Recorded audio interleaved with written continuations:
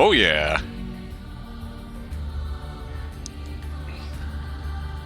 Freya, hello. Spicy air has yeah. It is down to regular unhealthy levels up here too. I hope you're doing well. Spicy air. Spicy hair, unpleasant air. We are living. It is a... We are down to only mildly tingly air. Anyways, welcome back to Paranormasight. Don't worry, Freya, we are going to save your grandma.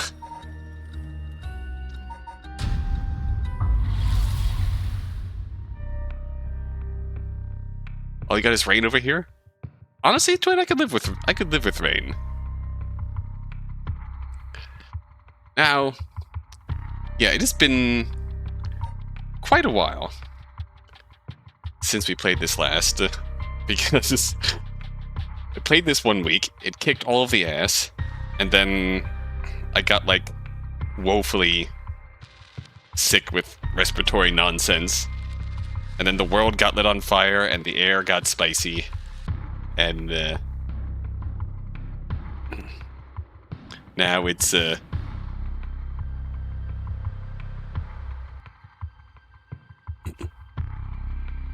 now we are sitting here,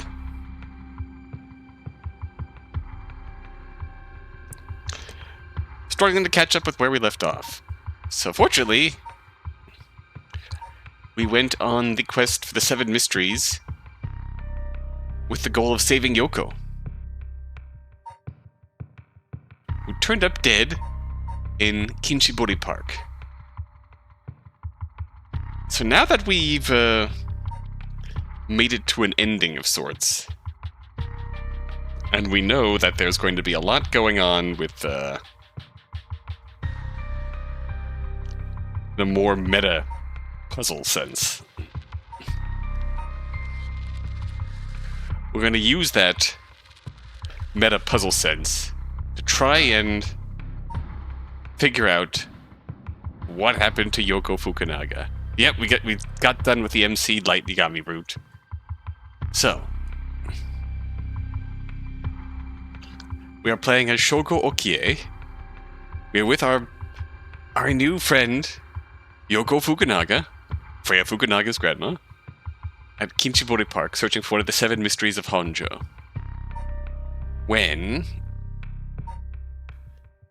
the curses associated with the 7 mysteries manifest, kills Yoko, then we come into possession of the curse. And we go on our quest to collect essence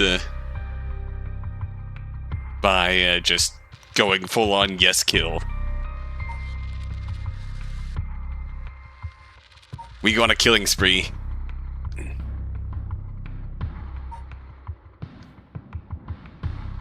We collect all of our essence. We die. So now, if we can save Yoko from dying in this scene, we can change the timeline to some degree. We're getting... Something's happening to Yoko. Whoa! What the hell? It's like the air just changed. Think. It's got Yoko really rattled.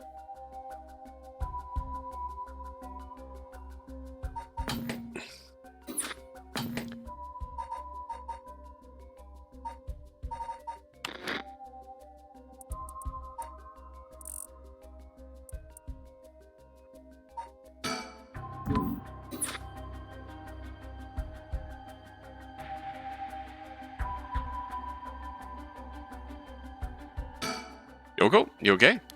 Hey, what's wrong? Stay with me. No, this can't be. No. Need to,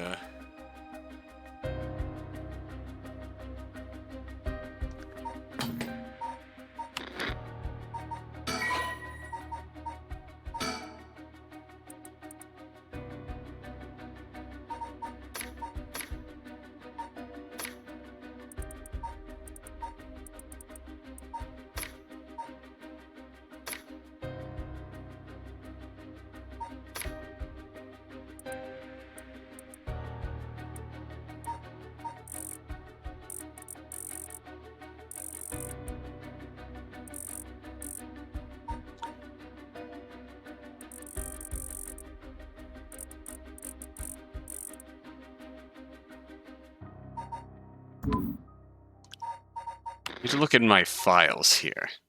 Picked up.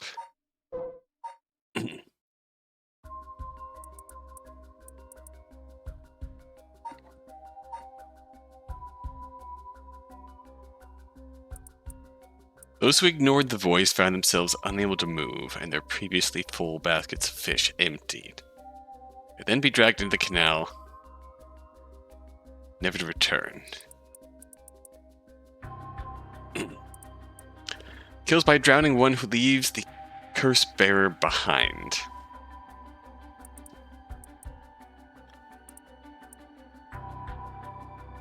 The twist, the puzzle here that we have to solve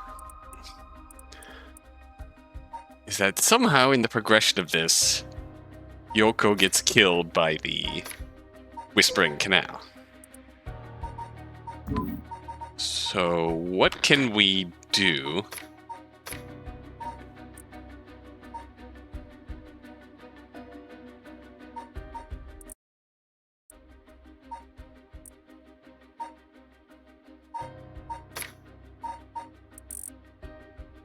Just tinkering with shit here.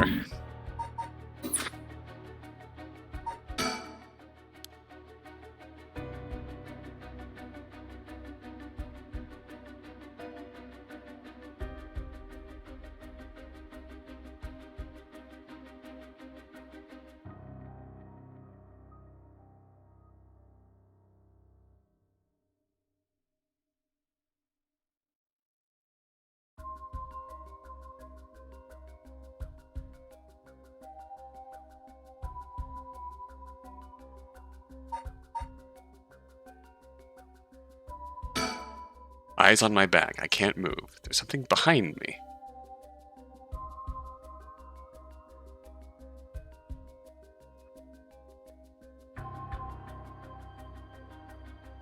Now, how do we figure that out?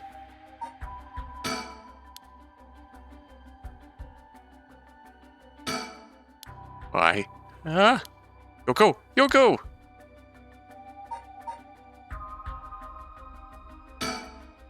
She's in no condition to talk. Keep yelling her name! Yoko! Huh? What? Is calling her name really gonna help? Oh, is this something?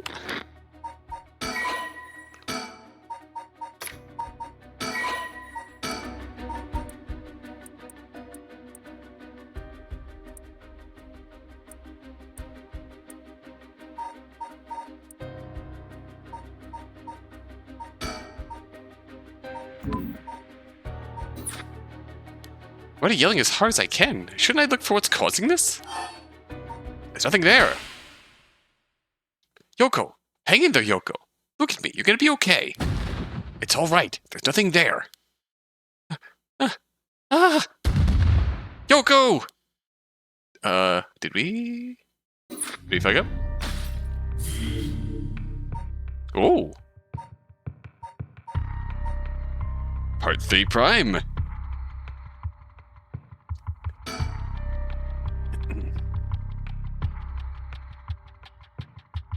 Shogo cries Yoko's name in a desperate attempt to wake her as she lies unmoving on the ground. Will this please get through to her? 1 a.m. We got a new branch. Is this good? Is this good? She's not dead. That's a plus. Huh? You good? Huh? Oh, good. You're awake. What? Are you okay? You're so rattled and confused, I thought you'd really lost it. You feel dizzy? Have a headache? Or your humor's off balance? Wait, what did you say? I think I've heard that before. You're the one who said it earlier. Oh, right. That must have been it. My humors were off balance. What? Back there? You end up like that because of your humors? Yeah, I've heard that at this age, your humors being even a little bit off can be fatal. Good old humors.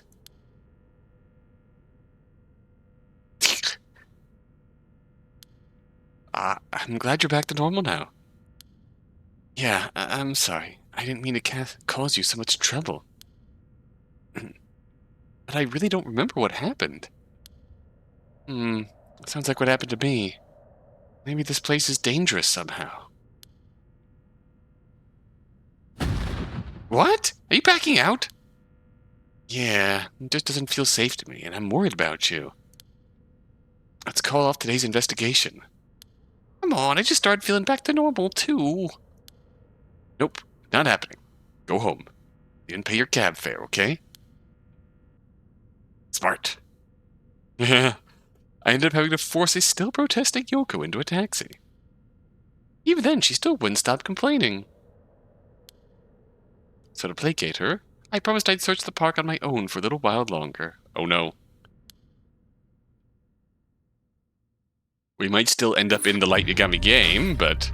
Whoa! Oh. We've advanced past the night of the Light Yagami path.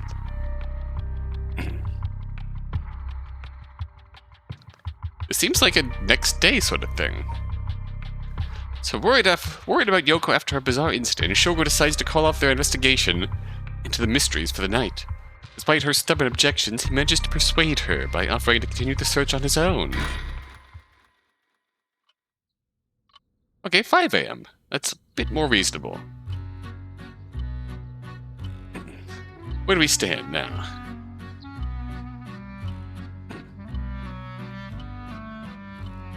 In further news... What? Before dawn today, a police officer on patrol discovered a man collapsed in a Sumida City park.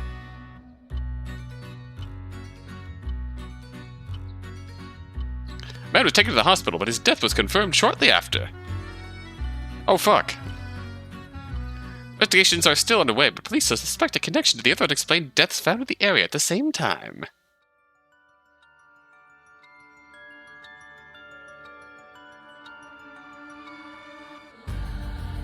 Well,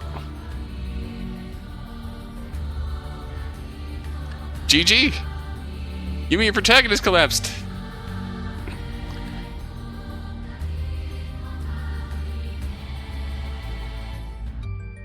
Well, we saved Yoko and we turned up fucking dead. Hi, Red.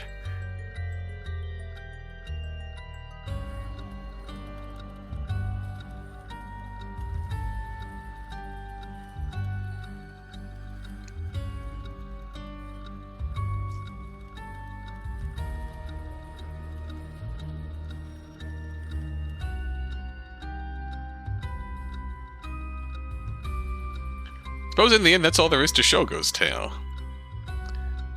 Well done in your efforts so far. This brings Shogo Okie's story to a close. This is not the end. Far from it. In fact, this is where the story finally begins. The routes of the three protagonists have now been unlocked. Oh hey! Protagonists! Harue Shijima, one who lost her son when he was kidnapped and murdered. Hello there, ma'am. Yes, you're the one we had a rather fun time with in the park. Tetsuo Tsutsumi, the chief inspector of the 1st Investigative Division, who is looking into the death of an officer in the line of duty. Yako Sakazaki, a high school girl who wants to bring her friend back from the dead. A girl who died in a suspicious suicide. Oh hey, you're the high school girl we just murdered arbitrarily on Shogo's route. Each of them is burdened with circumstances that leave them no choice but to seek the Rite of Resurrection. Following these three storylines will reveal the full nature of all that is occurring. With that, please enjoy the continuation of this tale.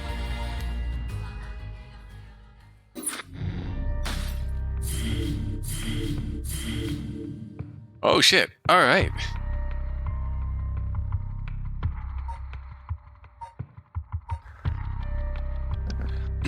So what do you say, Red Twin? Who do you want to talk? Who do you want to hang out with first? Harue, Tetsuo, or Yako? Not the flowcharts. Yes, the flowcharts.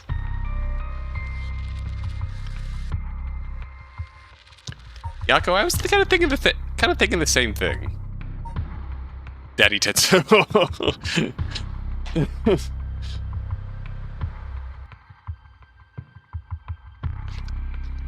Okay, you're not wrong.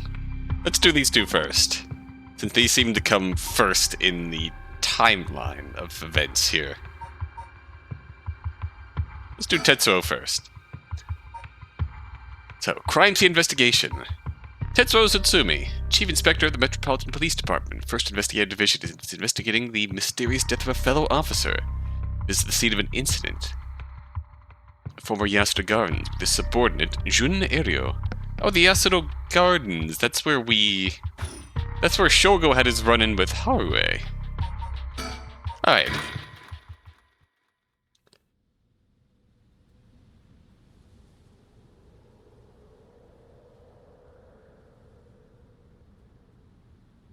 Yeah. I remember this place. There he is. Hey, boss. Forensics is all done. Crime scene is clean. The other officers have all gone home. It's just us now. Park should be able to open back up tomorrow like nothing ever happened.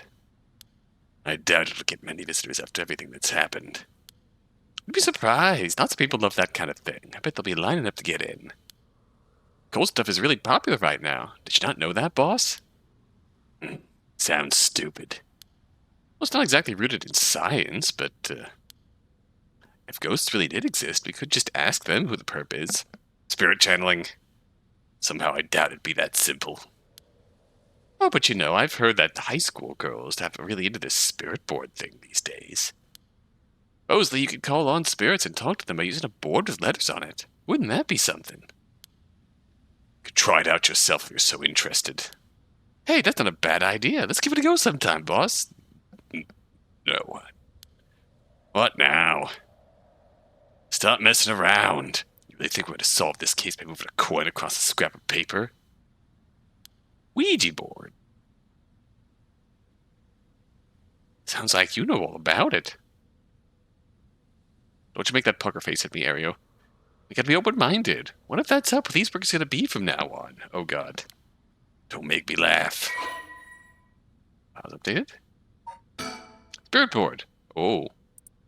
Do the occult craze? Dim lips, I swear. Yeah. God. Don't you make that puffy face at me.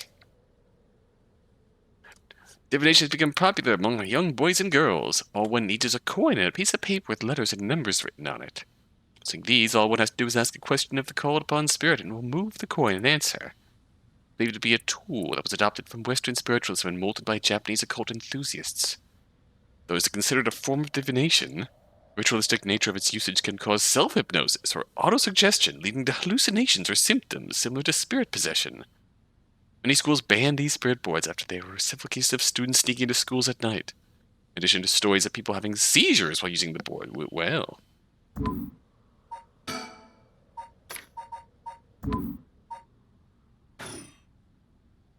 Listen up, Ario. You can't go blame the death of your buddy on something like the occult. I don't care if it was ghosts or the occult or what. Whoever or whatever it is that did this. Get them. I promise you that. With the right attitude, but... He's pogging, oh god. I can't unsee it now. We don't even know if this is a murder yet. Biases weaken our judgment. Get too fixated on one thing and you stop seeing everything else. Aye, boss. So, now that we've finished investigating the scene, let's review what we know. Now? It's getting late. I figured we'd head straight home from here. Come on, we gotta go over all the info we gathered. What better place to do than here at the scene of the crime where we can soak up the atmosphere? Soak up the atmosphere? The hell is there to soak up? If you're really into this occult stuff, you get off and beat in a place like this. Wait. You mean being somewhere like this doesn't get your blood pumping? No way! No, don't turn this around on me. I'm not the weird one here. Cripes. Fine, let's get this over with. Aye, boss. Think. bad feeling about this case. My gut is rarely wrong. I knew this would be a treacherous case from the moment we were dragged into it. Anything else hanging out around here? Surroundings. The former Yasuda Gardens here in Yokohama Ichome were originally built as part of a daimyo's estate back in the Edo period. The park became city property a number of years ago and underwent extensive renovations. There's not a soul around at this time of night. Quiet doesn't even begin to describe it.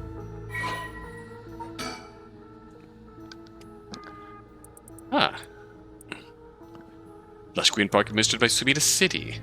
As common in traditional Japanese gardens, this large central pond is shaped like the character for heart. The paths that crisscross its grounds, lined with stone lanterns, are perfect for strolling while appreciating the foliage or bird watching. Gardens once pulled in water from the Sumida River so that its pond would ebb and flow with the tide. Novelty in Ida. She began filling in the bay to support its expansion. The practice has been discontinued in modern times due to flood prevention measures.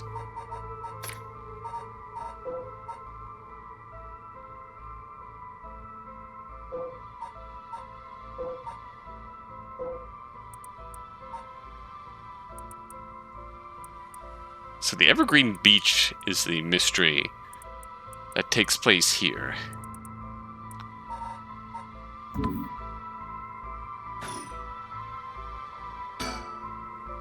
This pond.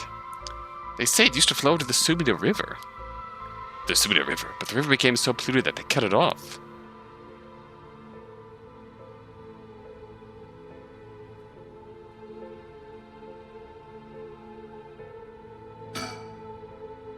An area. A detective at the Tokyo Metropolitan Police Department, First Investigative Division. His rank is sergeant. This is his first time leading a case. It's like he's graduated from rookie to newbie. He looks put together on the outside, but acts like a kid most of the time. Honestly, the force could use more people like him. Bit of youth never hurt.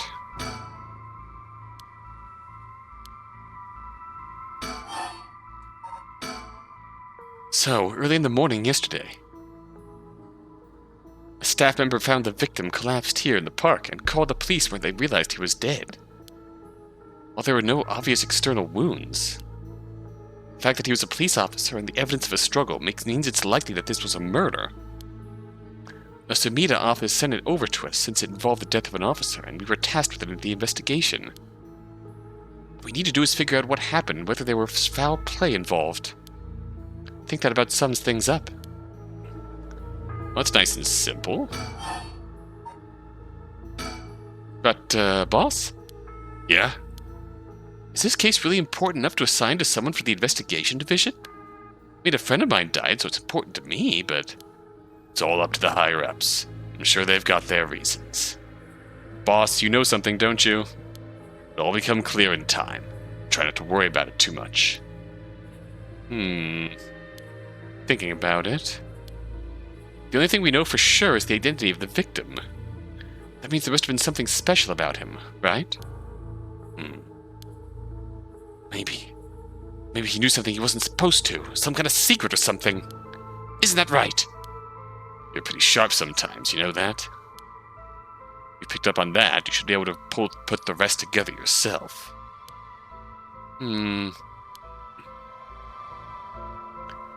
Think, Jun! It is our duty to get to the bottom of a suspicious death, especially one involving an officer. Victim is Hajime Yoshimi of the Juvenile Division of the Sumida City Community Safety Bureau, 27 years old, single.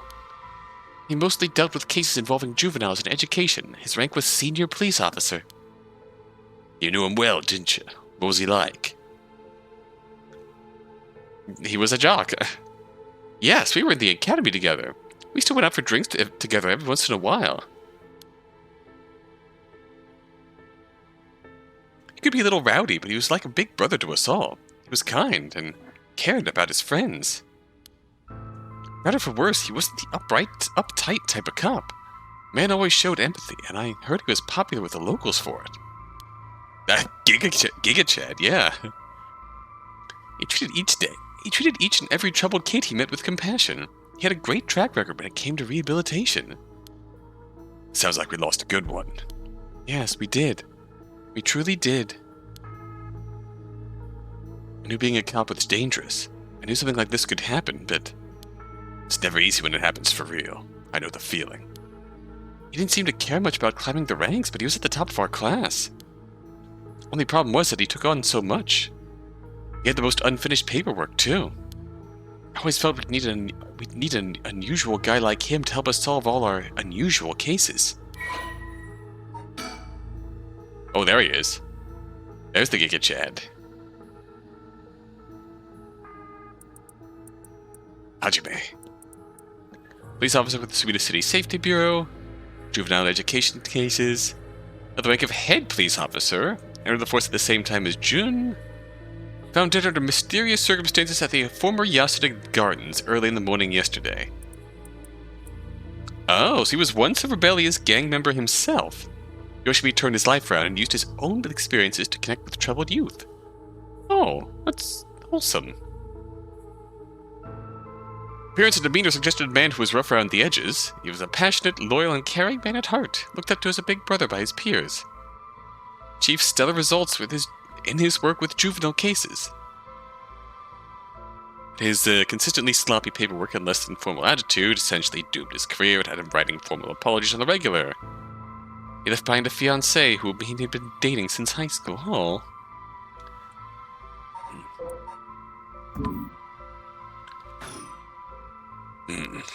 Don't worry.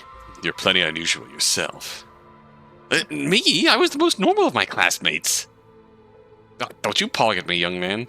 Besides, the real weirdo amongst us quit the academy a long time ago. There was one even weirder than you?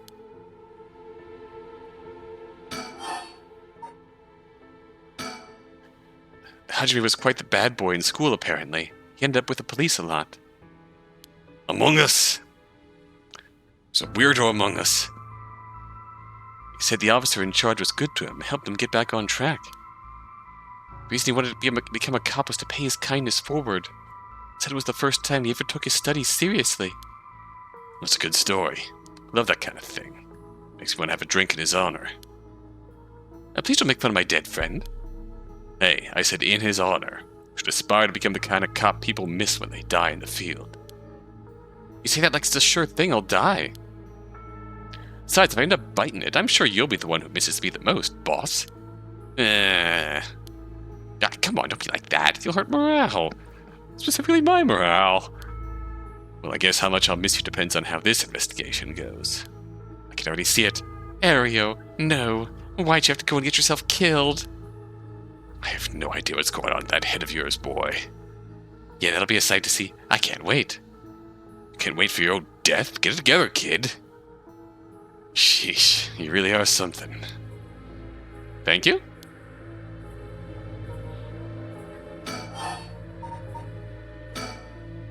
You should be the type of cop who dies. In-game. What about the victim's family? What about the victim's family? The Yoshimi family is from Kitasenju in Adachi City, but Hajime's parents died a long time ago. He lived there alone, no siblings or anything. Went to his house a few times for drinks. I was surprised. It's this huge, old-looking place.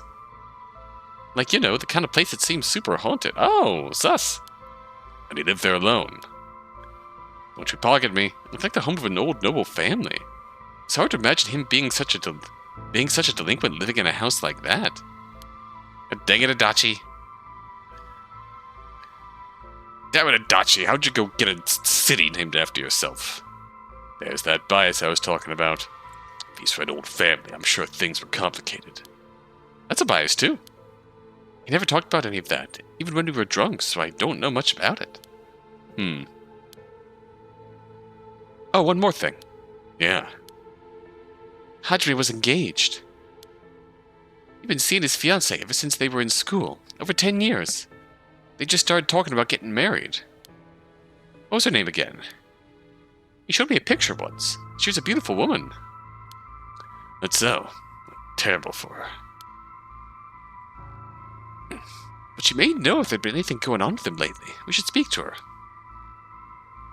Yeah, his fiancée may have only been his only confidant. Keep getting their voices backwards. I'm sure someone at the Sumida Police Department has already contacted her. I'll look into it tomorrow. Ah, hey, boss. Looked into the case that Hajime was running. Oh, great. That's the kind of stuff I want to know.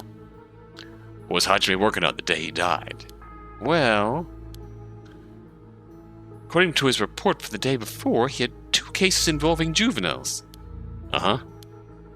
First with the suicide of a high school girl who jumped off a building in Kamizawa last week. Ah, yeah, I did hear about that. Oh, that sounds like the case that Yoko, our third protagonist, is going to be looking into. Oh, yep, same uniform. The girl's name was Michio Michio Shiraishi. She was a second-year student at Komagata High School. It seems as though Hajime had had contact with her even before this incident. So she'd been in trouble for some time. That's the thing. About a month ago, he happened to see her walking around town. She looked upset, so he struck up a conversation with her. He was sure there was something bothering her, but she wouldn't tell him what. Must have been trouble at home. That's what he thought, too. It seems he visited her home and spoke to her parents, but they said there was no problem, so there was nothing he could do. Now she's dead.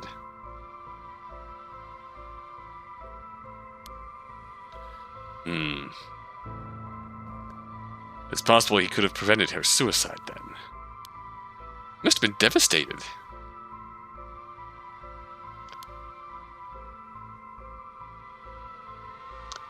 And that's why he was looking into this Michio Shiraishi again. Just a thought that something terrible had happened to drive her to end her life. Ultimately, he never reported the findings of his investigation. I see. You're thinking that it may have had something to do with his death. To find out what it is Hajime discovered. Right. I'll check with the Sumida Police Department about that tomorrow, too. What was the other case he was working? This one is also related to a Komagata High student. Oh? A troublemaker named Hitomi Okuda. Oh no! Oh no! Oh yeah! She seems to be the leader of a group of kids who get up to no good. Juvenile delinquency. Fun. She was pretty bad for a while. Full charges of destruction of property, assault and battery, you name it. Hajime had been working with her for about 6 months, and she was finally starting to open up. Yeah. He met with the girl the day he died. Oh, that's suspicious. Every school's got its problems. But I'm sure he'd been worried about how she'd get on without him. Right. And just when she'd finally found an adult she could trust, she might act out without someone to help her get through this. We'll have to make sure the Sumida Community Safety Bureau does their job. But can't rule out the possibility that meeting with this delinquent girl had something to do with her death. Then we'll have to interview her too. Yeah, you're right. She may be the last person to see him alive after all. I'll ask Sumida to introduce us tomorrow. Though, who knows if they'll actually let us talk with her. That's what we hired you for. Lay a little boyish charm on them if they need convincing. Ah, yeah. I'm sure they'd prefer me over a scary-looking old man like you, boss. Watch it. I'm still your superior. Would I act like you respect me at least? Oh, I thought I was. You were? Is that just how your generation speaks? You really are a new breed, yeah. Okay, that's enough of that. That's in. Yeah.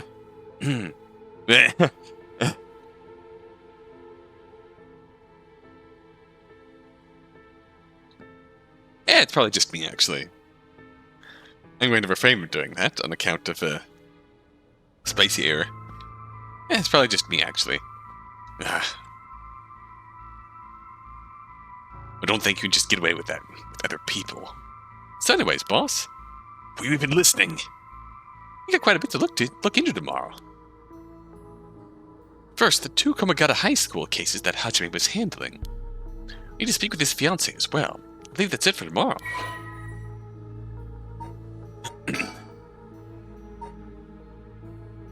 Hajime Yoshimi.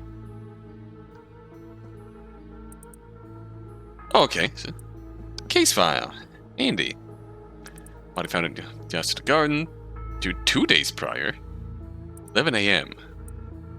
Acute heart failure, cause unknown. Signs of a struggle found at the scene. Body discovery by groundskeeper. Investigating the fiancé. And 2 female students from Komagata High School that the deceased had contact with this person's interest.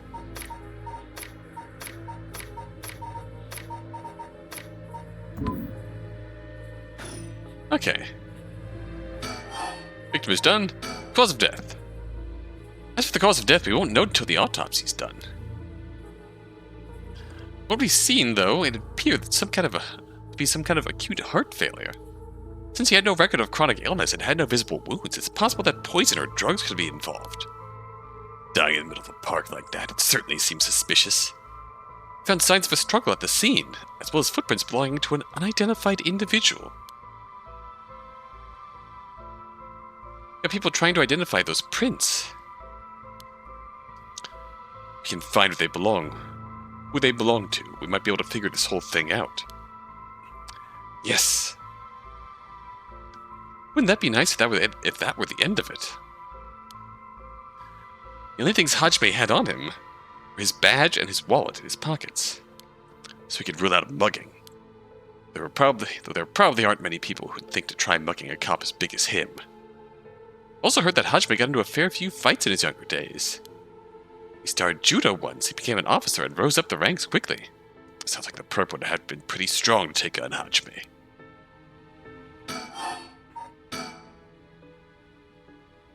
Time of death was around 11 p.m. 2 days ago, outside of the park's operating hours, of course.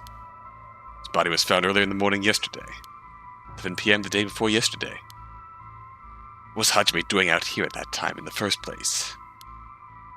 That's the question, isn't it? The entrance to the park is closed after hours, but it's a small gate that'd be fairly easy for him to get through if he really wanted to. It would, of course, be breaking and entering, but what do you think, boss?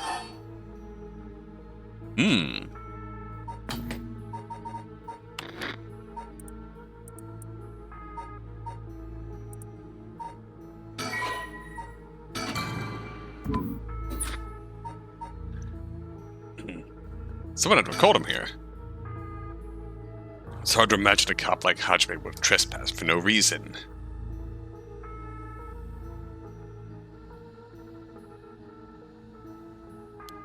And it seems like someone else was here with him. Could they have called him here? Oh, that does seem likely.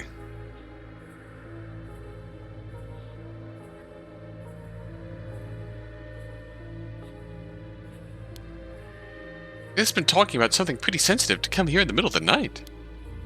So Hajime met someone here to discuss something in secret. And then they got into a fight? No, that wouldn't match the cause of death. There were no wounds on the body that it would indicate a spontaneous scuffle. Perp must have planned something. Then you think it was meditated? That would mean? That's a... Meditated? Premeditated? They called Hajime to the park with the intent to kill him. That just threw me for a second, seeing that just said as just meditated as opposed to, like, premeditated. Well, there was still the possibility that it was just some kind of accident. Maybe the perp tried to threaten Hajime and things went south from there. It is a word. I'm just not used to it being used in that context. We should be able to get a clearer picture once we know exactly what killed him. Right. Tsutsumi. Either way. I'm so glad you're back at the First Division, boss. I always admired your work. You were like a god to me. You're the whole reason I became a detective in the first place. Ah, yeah, about that. I've been saying that ever since you first entered the academy, but... Yes, that's because it's true. Couldn't believe you got transferred out of the first just as I was assigned to it. So getting to work a case like this now, just the two of us, is a dream come true. Happy as I am to hear that, well, how shall I put it? What is it? If that's true, I'm not sure you've been showing me the appropriate amount of respect. Huh? But I do respect you. Don't tell me you're going senile, boss. That's exactly what I'm talking about, when you run your mouth like that. It's getting late, you must be sleepy. Don't worry, boss, I'll make sure we get out of here soon. Yeah, I get it. Why does it feel like you're patronizing me? I've been wound by your shrewd detecting abilities all day today. Oh really? Funny, I've been wound by you too. Topic of family, what's yours like, boss? Hell is wrong with you? Prying into my personal life all of a sudden. I've never really heard you talk about them or anything. Oh, are you single? Shut it, it's none of your business. Ever since I joined the force, I've been thinking. Probably really pressures young officers to get married. Wonder why that is. You don't say anything like that, though. How should I know? I caved to pressure myself and got married 20-something years ago. Huh? So then? He's divorced. God's relentless. She took our daughter and left 4 years ago. Thanks for reminding me. Oh. I'm sorry. Can't believe she'd give up a guy like you. I was never home much. Too focused on work. I'd come home late, only to get called right back out again. Plus, being a cop is dangerous work. I don't blame her for getting fed up with it all. How sad. Especially when you're out there putting your life on the line. Oh, is that why you transferred out of the first? That seems like a different sensitive issue. It was already too late by then. Better be careful, Ario. You say that, but there's not much I can do, is there? That's the nature of our job. There aren't many who can really understand it. Not unless they're involved with police work themselves or related to someone who is. But, wait, you have a daughter, boss? You really think I'm going to talk about her after all that? Have some sense. Come on, I promise I don't mean it the way it sounds, but how old is she? You little shit. You cheeky little shit. Jeez, you don't know when to quit, don't you? At least try not to look so intrigued. Well, she's a bit rough around the edges. I think most men are intimidated by her. Last I heard, she's living by herself and going to college. Wow, a college student. Men love an educated lady. Stop that. What kind of cop are you making baseless assumptions like that? She's living on her own, though? You must worry about her. Worry? I don't even know where she lives. Oh, so she hasn't told you? Not because she knows you'd follow her around everywhere. Would not. I don't think. Come on now, we both know that's not true. Listen here, you little shit. You may look like a mean old man, but you sure have a soft side. What? That's supposed to be a compliment? I can't keep up with you. We're done talking about this. You motherfucker.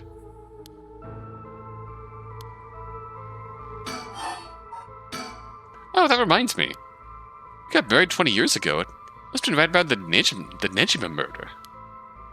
You know your history. Yeah, that happened a year or two after our wedding. You were the one who arrested the killer, weren't you? We studied that case at the academy. I was only in elementary school at the time, but I still remember people talking about some dangerous criminal getting arrested. All that was just... cracking the case, finding the guy. It was all just happenstance. I'd rather not think about it. It was a disturbing case. Did it not make your skin crawl when you learned about it at the academy? It did. We were all terrified. Sounds about right. No one could believe that such a mild-mannered man could have committed such a terrible murder. If we had overlooked one little thing, we may never have caught him at all. I think I remember hearing there was only one charge brought against him in the end. That's right, we didn't have the evidence. I knew there was no way such a meticulously planned crime could have been there first, but... He may have stuck Fumichika Nejima in a cell, but it was no victory. He always had the upper hand. All the damage he did to everyone involved, especially the victim's classmates. Context is concerning here.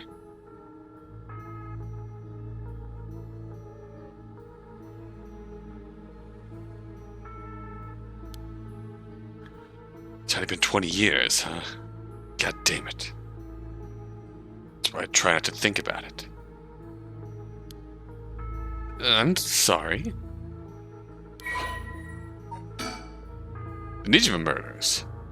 A notorious case from over 2 decades ago involving the murder of a female high school student. This came to the attention of the authorities when part of a human left hand was discovered floating in the Sumida River. Okay. Testing revealed it belonged to a missing female high school student. It appeared to have been severed deliberately. The police launched a murder investigation.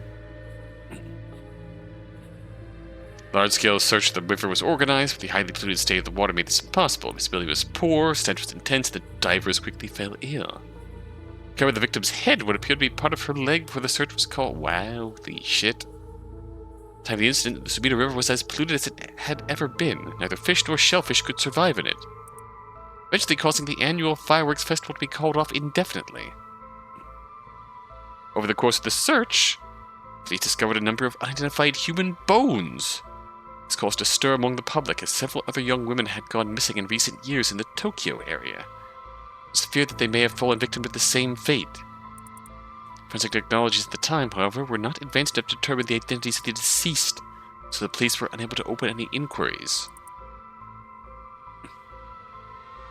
Due to the overwhelming lack of circumstantial evidence, the investigation ground to a halt until a hitherto unrelated individual came to its attention. During a questioning about a separate incident, Fumichika Nejima, a 36-year-old shop owner with no relation to the victim, divulged details about her that had never been released to the general public. Investigation into his background was conducted, leading to his arrest. Nejima testified that he had snatched his victim from the street and confined her in the underground storeroom of his shop. It also served as his living quarters. He chose her for no special reason, but simply decided she was an opportune target on seeing her walking alone at night. Jesus. Oh, God. After keeping her locked up for several days, he restrained her, sewed her mouth shut, and severed her fingers and oh, good Lord. Box cut her while she was still conscious. As she screamed silently behind her sealed lips, he proceeded. Jesus. Oh, God. Wrists, ankles, elbows, knees, working his way. Oh, God. Yeah, the creepy AF murders. Hey, Rev. Well. She died of blood loss. Nejima dismembered the rest of her body and disposed of it behind his home in the Sumida River, before cleaning his storeroom, returning to his everyday routine as if nothing had happened. Brutality of his actions shocked the nation when they were eventually reported. Yeah, understandable.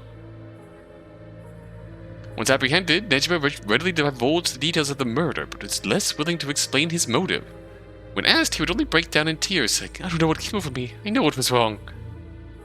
In the end, the police could extract nothing more from him than expressions of remorse. Though the efficiency of his methods strongly suggested that he had committed similar crimes in the past, no corroborating evidence ever came to light. You thought you could do paranormal without me showing up and giving the chance? Hell yeah.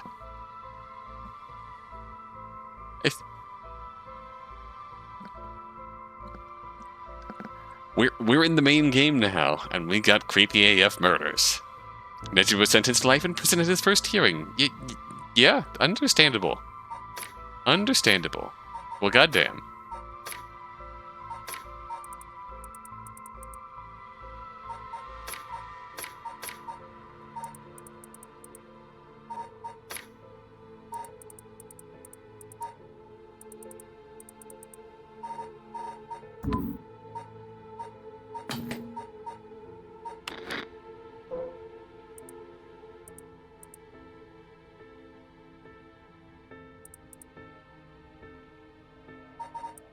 Trying to see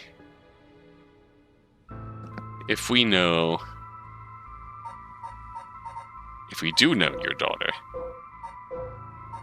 if she's relevant to this in some shape or form. You little dog, June. They're going to, hey, boss, you got a daughter? Is she, how old is she? Is she hot? This little shit. Alright, done talking about me. Don't you pucker at me, young man. It's all this occult stuff. Have you heard about it, boss? What are you talking about? This Rite of Resurrection thing that everyone's talking about. No, not you too. Been hearing all about that shit everywhere. Oh, you have? That's surprising. Who cares what people are talking about? It's got nothing to do with our job. But don't you think the occult stuff with this case feels, I don't know, realer somehow? This whole thing started right here in Honjo in Suida City, so I thought that maybe... Cut it out. Nothing good can come of getting involved with that rite of whatever, or that record of fates. Sounds like you know all about it. Boss, are you secretly into the occult? Stop that! Seriously. This isn't a joke. I get why you're intrigued by something called the Rite of Resurrection after a buddy of yours died, but... bringing the dead back to life, that's the stuff of fantasy. It's not real. So don't go hoping for miracles. Got it? Give me a thinky.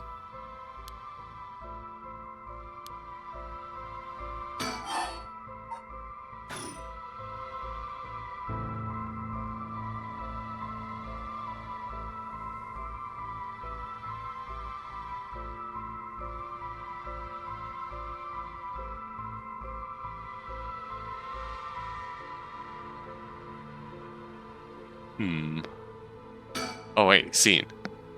This is where the victim was found. It's clean now. It almost feels like nothing happened here at all. Once an incident like this has come to pass, there's no going back. Not that knowing that is any consolation. Well, boss, I think that about does it. Right, let's call it for tonight. I'll see you tomorrow. Whoa, hello! Oh god, what is that?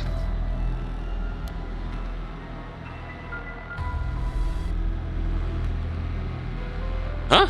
Boss? What's wrong? Don't tell me you're going senile. Oh, hello. Damn it. Was that case all along? Boss, what is it? Is there something over there? Gah. Such deep sorrow. Sinful memory is flowing into my mind. Kill them. Uh-oh. Kill them. Those who spread lies. Kill them all. Oh. Oh boy. So we got the curse stone. We got the curse of the evergreen tree. Use it to kill those who intentionally try to mislead you. Press the use curse button when someone lies to you. Hopefully we actually get a choice to use the curse button. Hello, Evergreen Beach. Kills by hanging one who tries to mislead the curse bearer with false statements. He deceived us with his so-called Rite of Resurrection. The man who tricked the people with his false dark arts swings from a rope. They'd thought the man who had escaped the previous night. But oddly enough, he was found hanging in the garden of the daimyo's mansion that morning. The man, a local named Jinkichi, was known for his kind temperament and skill in crafting netsuke clasps. While his life wasn't always easy, he was optimistic. The type to smile through whatever life threw at him. He was the kind of man who would take care of those who didn't have anyone else to rely on. The prosperity that the ukiyo-e broom brought must have been what fanned the flames of his greed. The old craftsman was found in a miserable state, as if sentenced to some cruel fate. Perhaps he'd ended his own life, unable to bear the weight of his crime. But dead men tell no tales, and the people thought of him as a bad man even in death. He hung there for days, till his neck stretched terrifically, a visage of pain still etched on his face. It was clear he must have struggled greatly as he died, his flesh marked with dark scars where the rope had wrapped around his whole body. The beech tree's leaves do not fall, and neither did the man's body hanging from it. As the mansion's owner was not home, another unfortunate event. People held their tongues, fearing divine punishment, but the rumors persisted nonetheless. Oh.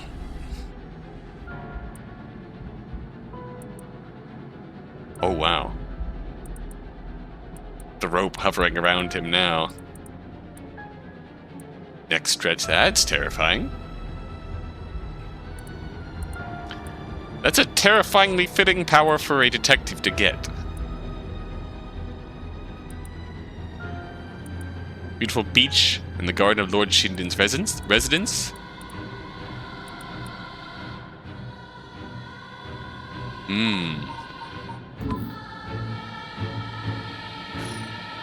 Ugh.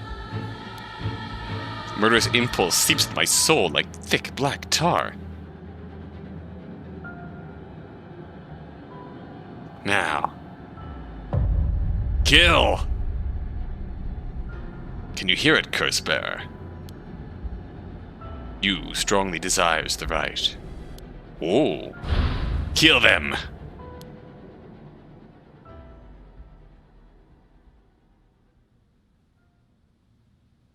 Which makes me wonder, boss, it makes me wonder if we had hung around the scene that,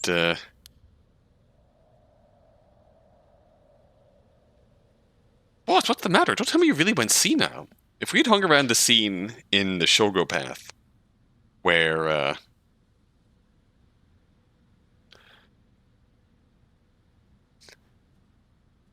Shogo was interacting with these two, if we had hung around and, tried to, lie to him about our intentions, could he have killed us with his curse?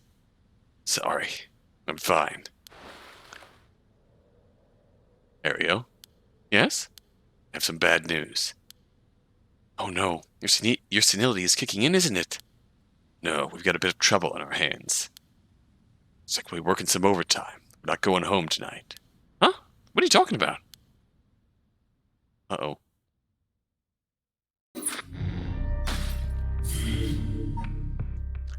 Oh, we're going on the hunt for the curse bearers. I did promise that we were going to go check up with Yoko. Which means that she's going to pick up a curse stone? Very curious to see what she's going to pick up. We're also going to get to see a bit of a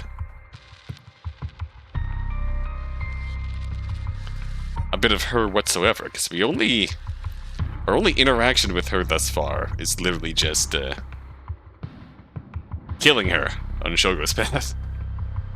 Yoko Sakazaki searches for the Rite of Resurrection, hoping to revive her friend who jumped to her death. To get the information she needs, she meets with her classmate Mio Kurosuzu in their classroom at night to attempt using a spirit board.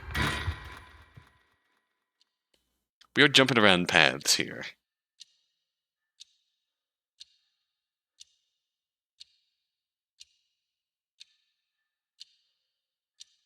Plus, I'm curious to see more of her.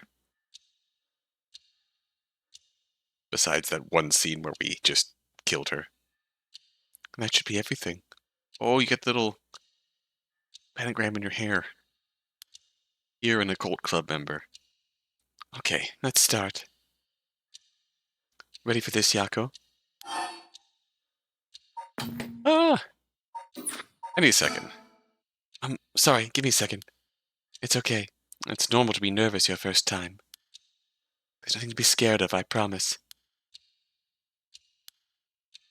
Thanks. I'm ready. High school student, Yoko Sakazaki. Oh! Of interest. I haven't actually updated your profile yet. Okay, Yoko was a student in Class C at Komagata High. Able to comprehend why her childhood friend and classmate, Michio Shiraishi, committed suicide, she attempted to investigate the incident herself. However, she was unable to make any progress, and, feeling desperate, invited transfer student Mio Kurosuzu to join her in performing a spirit board ritual. Born and raised in Honjo, Sumida City, Yako's family has owned and operated the beloved candy shop Senoya since its establishment in the early Showa era. Despite her modest appearance, Yako is a cheerful and vivacious young woman with a sense of duty and compassion so strong that she is easily moved to tears. She's also a bit quick-tempered and quarrelsome, always prepared to stand up against those who harm her family or friends. It is possible, however, that this readiness to fight is more driven by an innate love of chaos. Chaos route protagonist. Yako's winning streak against arrogant boys and scraps since she was a child remains unbroken and is the source of considerable stress for her mother. Yako winning. Yako winning. We love to see it. We have here Hajime. Oh, this fucker. Good old foot washing mansion. And this fucking Yiseng. Broski.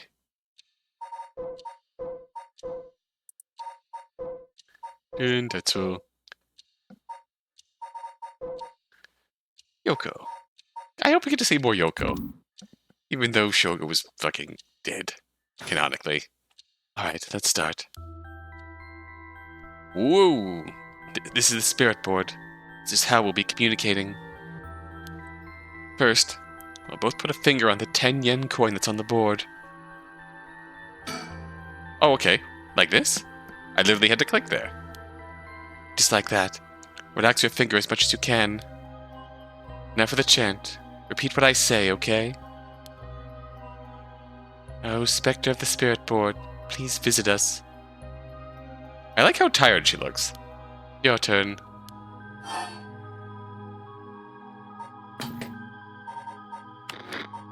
What happens if I completely botch this?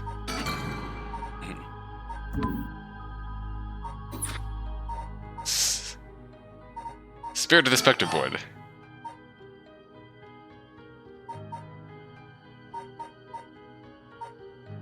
Spectre of the Spirit Horde. Please come on over. The Spirit of the Spectre Board, the Spectre of the Spirit Horde, please come on over. You're a little off. Live Mio reaction. Huh? Just relax, I'll say it again. Oh, Spectre of the Spirit Board, please visit us. Your turn. Alright, we'll say it right. Spectre of the Spirit Board. Spectre of the Spirit Board. Please visit us. Spectre of the Spirit Board. Spectre of the Spirit Board. Please visit us. Good. Oh, we got a ding. Please tell us if you are there. Whoa. Whoa, it really moved. I was hoping I could control that and just click no. No. No one's home. Looks like we succeeded in the summoning. We can ask questions now. Right, questions. Start with a question you know the answer to and see the response. Then, when you know your questions are being answered truthfully, you ask what you really want to know. Okay, I'll start with something simple.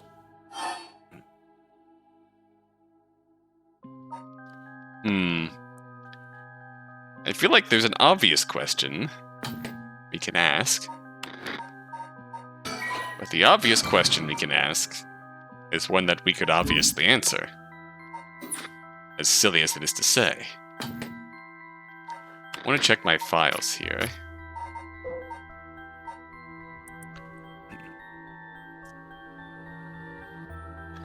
Judging by context, in some shape or form, Yako's going to pick up the Fool's Procession.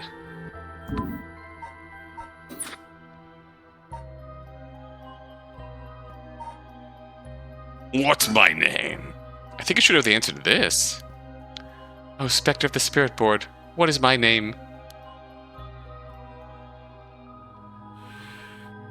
No. Huh? What's the matter? How strange. No. No.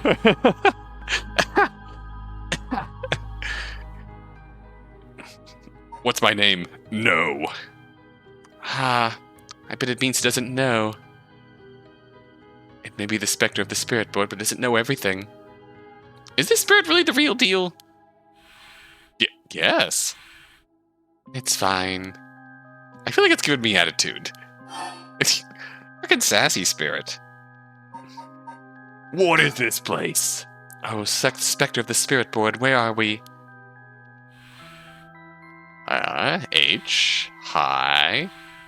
H, high.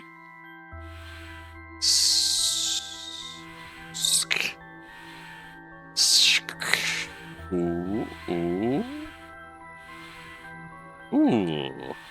High school. High school, that's right.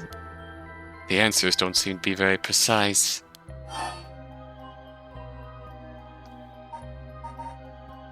Is it really you? Oh, specter of the spirit board. Are you truly the specter of the spirit board? No. Huh? It said no. Is it lying? Not quite. The specter of the spirit board is just a temporary name we call them when using the board. We're actually calling a spirit with a strong tie to this place, or one of the people participating. In other words, a spirit that just happened to be nearby just felt like answering. They don't really think of themselves as the specter of the spirit board. Oh, really? Huh. Feels like some of the mystique has disappeared. We're just calling a payphone in the spirit realm, and this random ghost is walking by and decides to pick up the phone and say, "Hello? Do you mind if I still call you the specter of the spirit board?" Yes. Alright then, fuck you. Yes, okay. Thanks. Always good to remember to say please and thank you. What is this girl's name? Fine. What is the name of the girl across from me?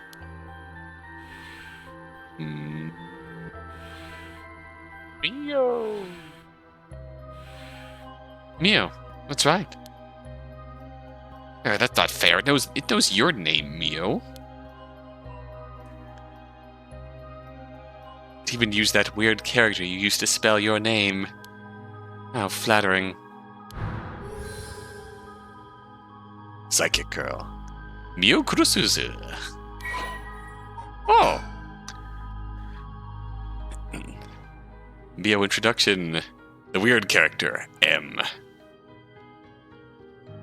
The weirdest character of them all. Mio transferred to Class 2C at Komagata High about 2 months ago. Although she's an extremely mild-mannered young woman, she exudes a somewhat off-putting dark aura which makes it difficult for her to form friendships.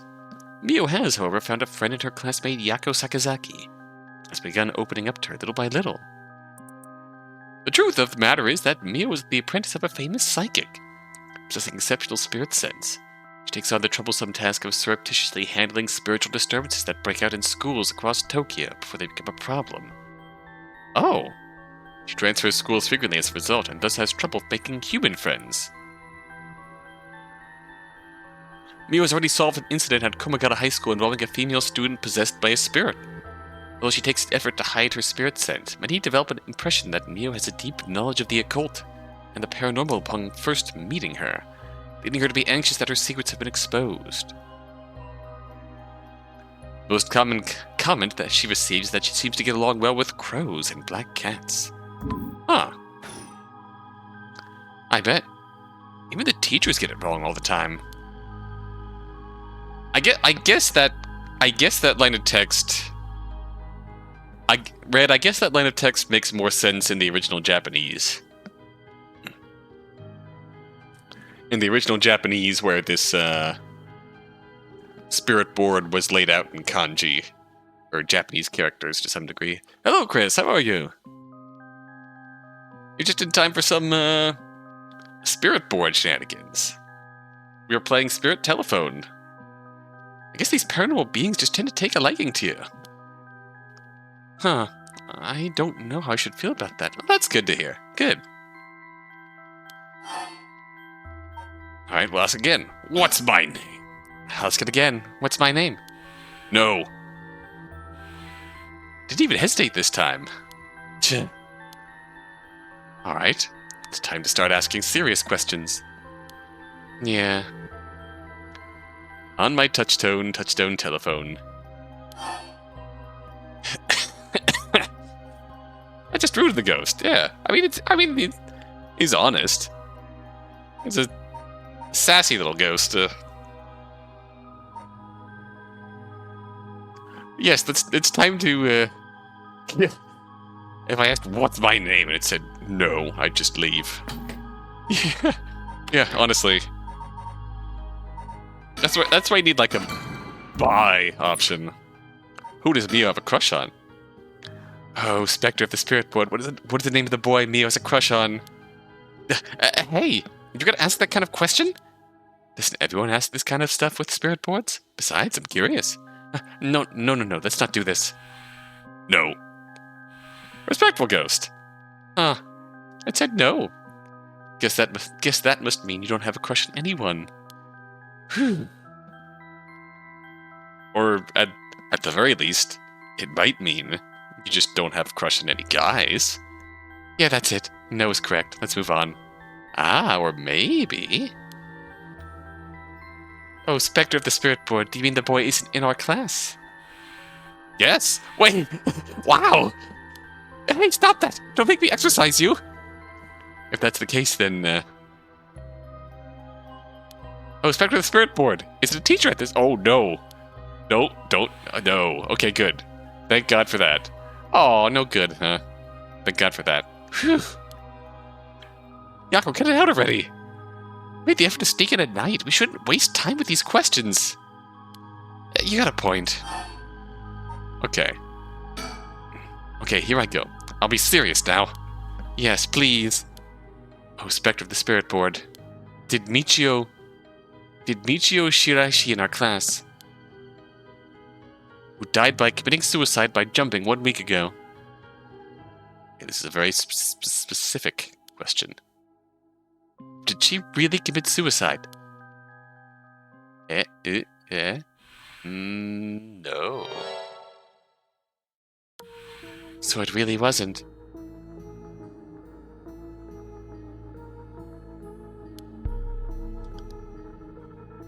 After I die, I hope you can summon the spirit to spill tea. Just all you gotta do, Red, is just hang around schools late at night. And if anyone decides to wander in and start playing spirit games, start trying to summon spirits, then you're right there to just drop in and pick up the phone and say hello and start answering questions. It's right there. It's free real estate, Red. What's my name? What's my name? Christ, would really be slightly less worse than no. Oh God, yeah, just... Imagine how hard that would be. That would be terrible to process. A ghost just straight up misspelling your name. I'm not surprised. I never believed it from the start. Now's the important part. Yeah. Oh, hey, Michio. Michio was a second-year student at Komagata High. Oh God. She was found deceased 1 week ago in a back alley off South Warigasui Street, her entire body broken and severely concorded. Police determined that Michio committed suicide by jumping from a nearby apartment building. As there was no suicide note, the police based their conclusion on interviews with Michio's peers. Michio was an honors student with a good head on her shoulders and consistently excellent grades, making her a favorite among the teachers. Although she appeared somewhat reserved, she had a positive outlook on life and a courageous spirit. Michio and Yoko formed a long-lasting friendship during childhood, with Yako's unbending, uncompromising attitude deeply influencing Michio. However, beneath her strong exterior, Michio had been pushing herself too hard and keeping her emotions bottled up to the point that they risked overflowing. Following her father's death 3 years ago and moving to a new house, Michio began avoiding Yoko. Oh no. Though the two remained in the same area of town and attended the same high school, they gradually grew further apart. Yoko herself grew worried for her childhood friend, capable of wandering, wading into the complexities of Michio's home life, kept her distance. in his difficult situation to insert yourself into. The days passed, and though Michio longed to confess everything to Yoko, and would do so never came. Oh, Michio longed to confess everything to Yoko.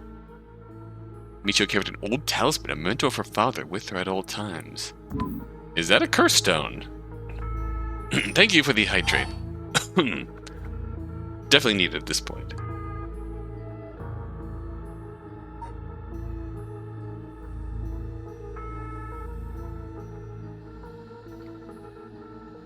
Michio's cause of death?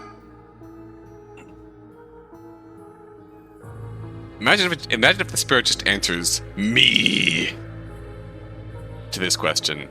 Oh, Spectre of the Spirit Board.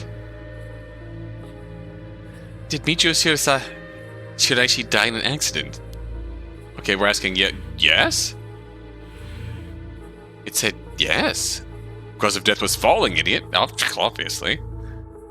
So it was an accident and not a suicide. Michio. Then did she slip and fall from that apartment building? No. Okay. Huh? She didn't? What do you mean? Michio didn't die falling from the apartment building? Correct. No way! If that were true, then why was she lying on the ground like that in the back alley of the apartment building? It was an accident, but not a fall. Did someone perhaps move her body? Oh, Spectre of the Spirit Board, what happened to Michio on that day? Seems like it doesn't know the details. Did someone perhaps move the body? What sort of accident could have happened down in the back alley? That just straight up killed her so gruesomely that didn't involve falling from a great height. Oh, alright. This is a very pointed question. Tripping and landing wrong?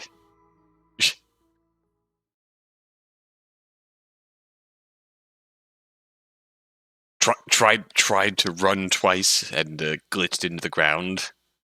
And how about, oh, Spectre of the Spirit Board? I want to use that Rite of Resurrection to bring Michio back to life. Do you know where the Rite of Resurrection is? I wonder. Oh, uh-oh. Here it comes. She tried to do a speedrunning tactic and just completely glitched out. Huh? Pull up, and the Spectre is actually just a Gengar playing some pranks. Yep. Oh, hi! Jump scared. Dang, didn't know she did some video work for Commander Carl. Ah! What is this? You wanted it? It's yours, my friend. Stop! I'm scared, Mio. Calm down. You can't let go before it's over. Oh shit, here it is. Ah! Such deep sorrow. Resentful memory is flowing into my mind. Fool's procession. Those who hear it shall fall into the depths of hell. Kill them. Kill them! Those who hear the sound, kill them all.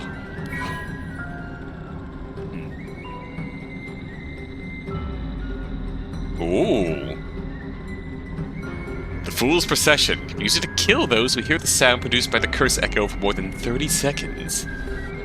The effect will be negated if you are seen in that time. So press the Use Curse button to produce the sound. Here we go. Sound of music, like that of a Kagura performance. They could not find the source of the music. Ooh. Kills by fatal fall.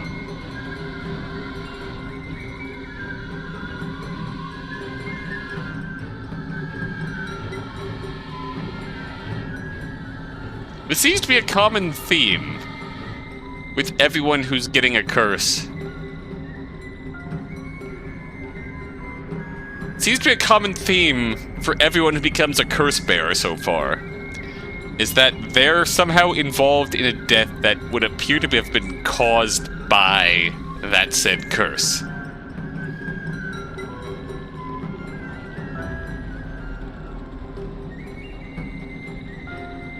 Kills by fatal fall. That would explain why someone could just turn up dead in the middle of the street without falling from the apartment building. Because they were cursed by the Fool's Procession. Resentful memory. Omio stood atop the tall festival tower. It was her time to shine, and she was ecstatic. It had been years since she joined the troupe, but she had yet to enjoy her day in the spotlight. She wasn't particularly pretty, nor was she all that talented. As a gossip and a loudmouth, she wasn't well liked by her peers. Some of the other girls thought of her as a teacher's pet and bullied her. I don't care about them, she thought. I used this chance to make something of myself. Everything was perfect. She wore a beautiful kimono and an okame mask over her face. The stage was set. The accompaniment began. She danced with everything she had. Applause rained down upon her from the crowd. Breathing hastened with excitement. I had to catch my breath. That's strange, I can't take my mask off. A spill of glue was altered or not. Oh god. That's how it is. I knew it was too good to be true. Her screams were drowned out by the music as she squirmed and struggled. Omi was giving it her all today. We have to keep up. The crowd livened even more. No, please, someone help me. She fell from the tower, writhing in pain as she begged those around her for help. The music stopped in time with Omio's heart. Oh god. That's awful. Ugh. Murderous impulse seeps into my soul like thick black tar. Now. Kill! Can you hear it, Curse Bearer? You who strongly desires the right. Kill them! Oh yeah, you can definitely kill people in this game. You missed... So, Chris, you completely missed the prologue chapter here, which was this fella here, Shogo Okie, where we got to kill a whole bunch of people. Steve Harvey level, yes, kill. We got to kill a whole bunch of people on Shogo Okie's route here, which was essentially a prologue route.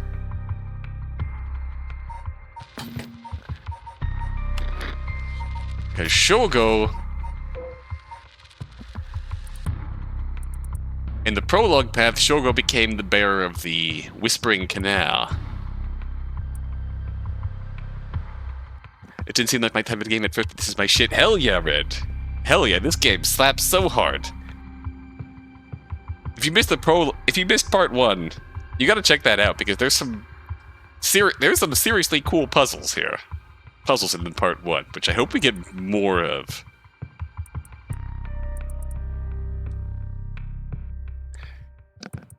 But yeah, Shogo became the bearer of the Whispering Canal, which killed by drowning one who leaves the Cursed Bearer behind.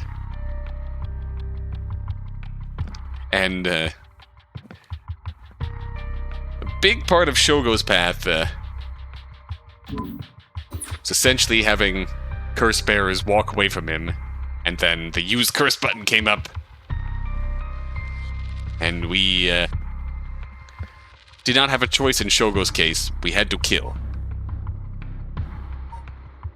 So, we have picked up 2 of our curses. Let's check up. I really want to check up on you, Haruo.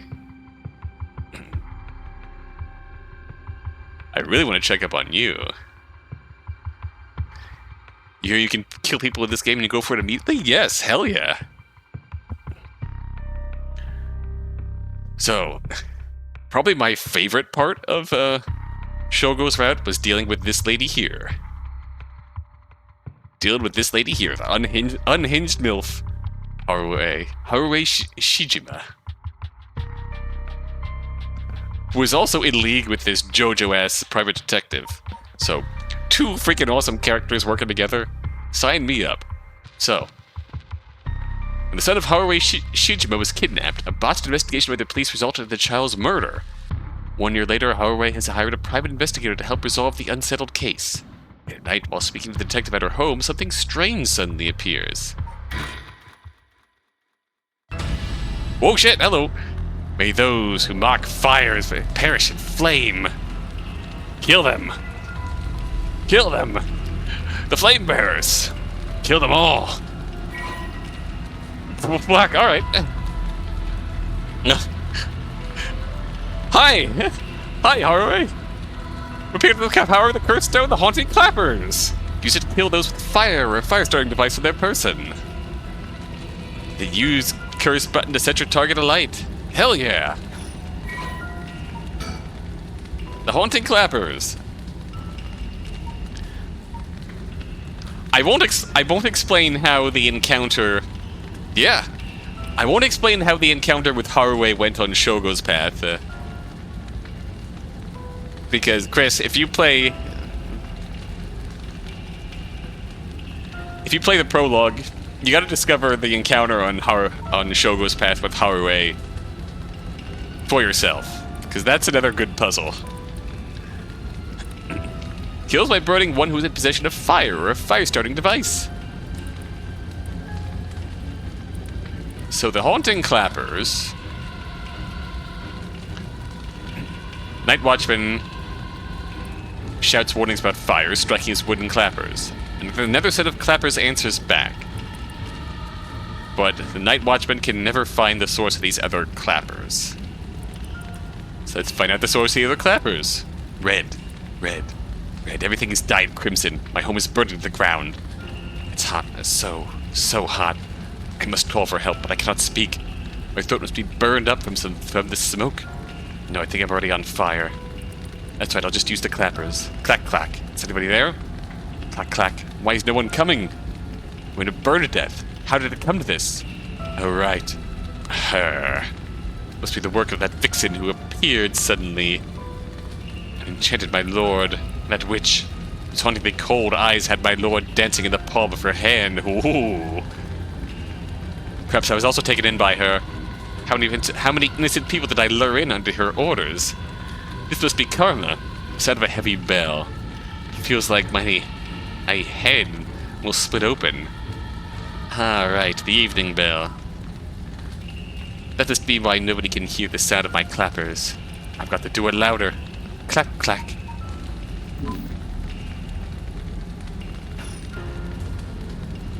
A murderous impulse seeps into my soul like thick black tar. Hell yeah, we've gone full unhinged already. Now, kill! And you hear it, Curse Bearer. You who strongly desires the right. Kill them! Kill every last one of them. Woo, baby! 12 a.m., let's go! Chichiba Mansion reception room. Back with me, ma'am? Hello, Victor.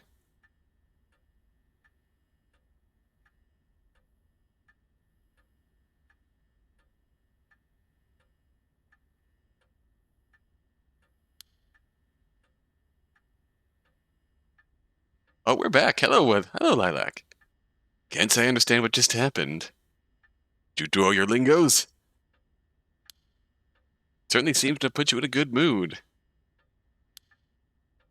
This might be the first time I've ever seen you really smile. Sweet dreams? There she is. Haruwe Shijima. Yep, we've got the haunting clappers. Haruwe is a housewife who resides in a manor here near Shumoku Bridge. Her 11-year-old son, Shuichi, was kidnapped and murdered about a year ago. The death was a result of a mistake on the part of the detective assigned to the case. A mistake which enraged the kidnapper and had him cut off all contact with the police, leaving no room. Negotiation. The incident was covered up and Shuichi's killer reigns at large, leading the aggrieved Haruwe to call on the services of private investigator Victor Kai. This JoJo-ass motherfucker. to uncover the truth. The Shijiba family came from a line of samurai who built their residence in Honjo during the Edo period. They assumed important positions in the police force following the Meiji Revolution, thereby protecting their family's elevated status. Even today, many in the Shijiba line work as police bureaucrats and senior police officers. Harue's father sits in the upper echelons of the National Police Agency, and her husband, adopted in the Shijiba clan through an arranged marriage, is also a highly respected agency official. However, as her family prioritizes work above all else, it wasn't long before Harue's marriage grew cold. Though she wants for nothing, she is isolated from her neighbors and withdrawn from society. Seeing her son grow into a young man gave Harue a purpose in life, but it was cut short by the kidnapping incident. Following the incident, Harue spent many days in a deep depression, breaking into sudden fits of shouting and wandering around in the middle of the night. Her cheerful, loving disposition faded away, and she took to making snide remarks at her husband, which only further soured their relationship. A few months ago, Harue's husband was transferred to another area for work and now rarely returns home, with Harue left to live in the large empty mansion alone. As a housekeeper who has been with the family for a long time comes in to take care of all the housework, Harue has nothing but time on her hands.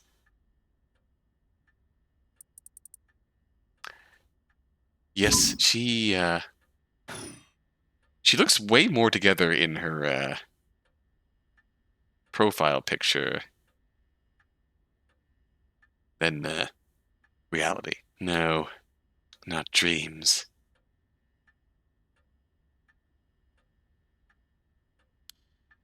Sounds like something I might want to hear about. Harue-sama has really been through it. This Jojo-looking motherfucker. I love him too. My heart's still racing. This is it. My chance. At long last. Hanging scroll? An old hanging scroll. Don't know who painted it. It's been hanging here since before I was born. Fax machine. A fax machine. Can send images to other places along the telephone network. Don't really know how it works. Most houses don't have one. I rarely find a use for it. Canton and Wood marry Victor Kai. Same brain cell, Rev. Same brain cell. The telephone. This mansion has a private line. Let's see here. Flower arrangement. An arrangement of flowers. Bring in someone to do it. Don't even know what the flowers are called. Everyone in this game is so photogenic. You're right. A stereo unit with separated speakers designed for home use. My husband insisted on buying one, even though he isn't the one to listen to music often. Hey, you get control of the aux cable. Oh, what is this? But I'll be damned. Is that what I think it is? Goodness, you made me jump. Just a silly little sticker my son got from somewhere or other. He put it up just before. Well, you know what happened. I still can't bring myself to take it down. Let me take a closer look. Oh, I knew it. It's Head Hencho from way back in set number 1. This was a real collector's item. Excuse me? Don't tell me you never heard of the Mockingbirds. The what? The hottest new craze. Cute little birds dressed up like rough and tumble delinquents. I love this. I've never heard of them. But this certainly seems to matter to you. Ah, Chris, you have found the Don Don Patapon. And the best part is, nobody knows who made them. They just started showing up around town, and soon enough, they've won everybody's hearts. The story goes that they're made by some anonymous artist who covertly leaves them behind in specific locations. Nobody knows when or where they'll show up next. They're basically an urban legend of sorts. I think one will turn up here of all places. This is a good sign, I'm sure of it. Oh, well, that's nice. Mockingbird number 1 discovered. Let me see them. Oh my god, there's so much of them.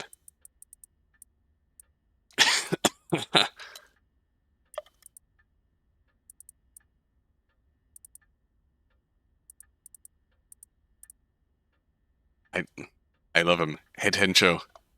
I love him. Look at this dude. Look at this funky little dude. Love him.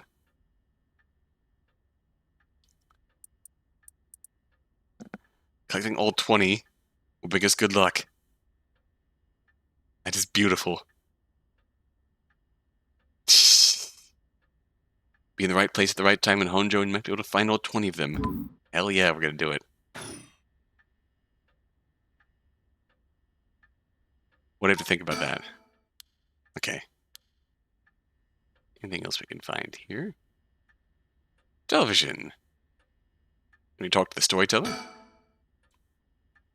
A color television. Father bought one as soon as it hit the market. He likes to have the latest gadgets. Unlike the latest models, there is no remote control. We've had it for a long time. Back when it was new, we all gathered around it and marveled at it as a family. With Father and my husband being away so often, it quickly fell into disuse.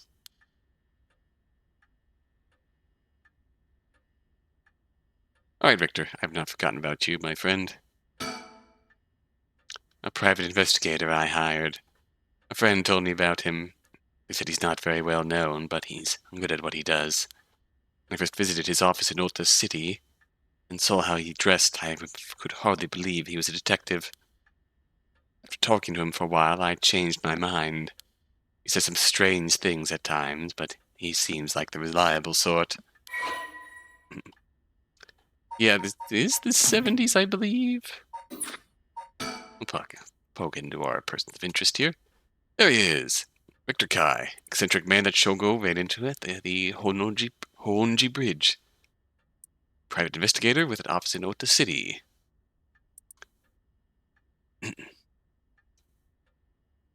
So, I've taken on a request from Haruhi Shijima to investigate the unsolved kidnapping and murder of her son. He gets caught up in the events surrounding the Rite of Resurrection. Once a police officer, Richter was racked with guilt over the police's inability to help all those in need. With the force to start his own private investigation firm. However, his soft-hearted nature leads him to take on too many cases and has put his office in dire financial straits. How he is still in business is a mystery, some whispering that a wealthy patron is keeping him afloat. Richter studied alongside Detective Jun Ario at the police academy. Ah, so this is the more eccentric. So Richter was, in fact, the more eccentric student that Ario mentioned during Tsutsumi's chapter. But surprisingly, given his outlandish clothing and mannerisms, Richter excels at covert investigations and tailing his targets. He proudly refers to himself as an investigator extraordinaire, though that only ever succeeds at impressing himself.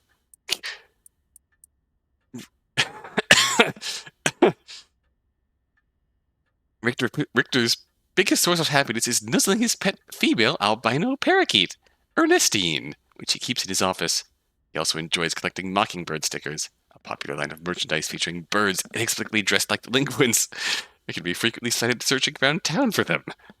While out and about, Victor typically leaves the office, and, more importantly, Ernestine, in the care of Amamori, a junior high schooler who volunteered to assist Richter after becoming involved in a previous case. What a guy! Amazing! Ernestine. I hope we get to meet Ernestine. I want to meet Ernestine. Oh. Azure Heron Agency. Ah. Victor Kai's private investigation firm and we don't get to meet Ernestine in Kamada Ota City. I suppose we're staying in Honjo. We're not going to Ota. It is missed opportunity. Originally, Kai thought to give it a simple name like Kai's Detective Agency. Upon hearing that people are more likely to pick names listed at the front of the phone book alphabetically, decided to pick a name starting with an A. Thus, the Azure Heron Agency was established. However, it is questionable whether the heron, a bird of somewhat ominous significance, is an effective symbol for attracting customers. Even his own assistant has referred to the name as confusing at best. After all, rather than an azure heron, Richter keeps a white parrot as a pet and dresses not in blue, but mostly in white. If there was a symbolic connection to be made here, it has surely been lost on all but Richter himself. I mean, yeah. Private investigator, also known as a private eye, is a detective who operates their own agency. Although there are no formal qualifications necessary to become a private investigator, many are retired police agents or detectives due to the similarities between the work involved. At a glance, private investigation firms and inquiry offices might look similar, but they carry out different types of investigations. Inquiry offices specialize in conducting credit checks on businesses. Oh. While private investigators are generally involved in tailing persons of interest and gathering information surreptitiously. Inquiry offices. That's not something I'm particularly familiar with, but it seems they're more, like, bureaucratic, business-related stuff.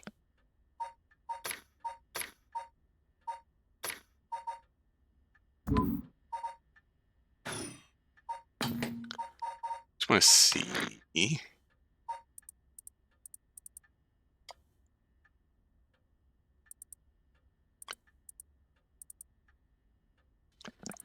Yeah, in terms of dating this, Shogo born at the same time as the birth of the color TV, and in his 20s, I presume. So that's the best thing I have offhand to date himself here.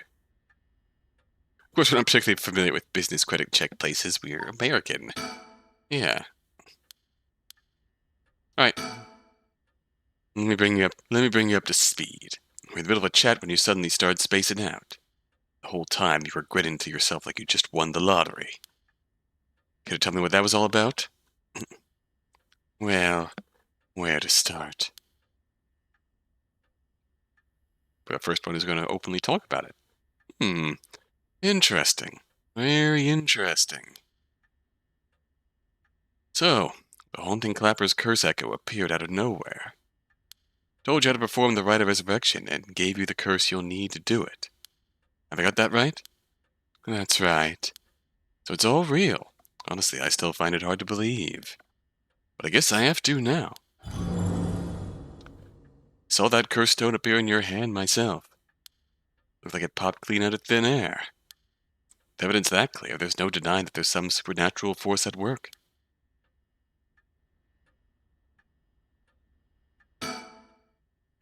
I don't think you quite understand. Oh? This isn't about evidence. It isn't about belief. It's more than that. I know it's real. The moment the curse appeared, I knew everything before it even said a word. It was already there in my head, as clear as day. You just knew, huh? It was etched onto my soul, along with the curse echoes, resentful memories. So I can feel it, what it was like. Aye. Dying like they did hundreds of years ago. Wreathed in flame, writhing in pain as my flesh blackens and my blood boils. I can feel it. Twitch is having a time. I never got a notification. Hey, Dark.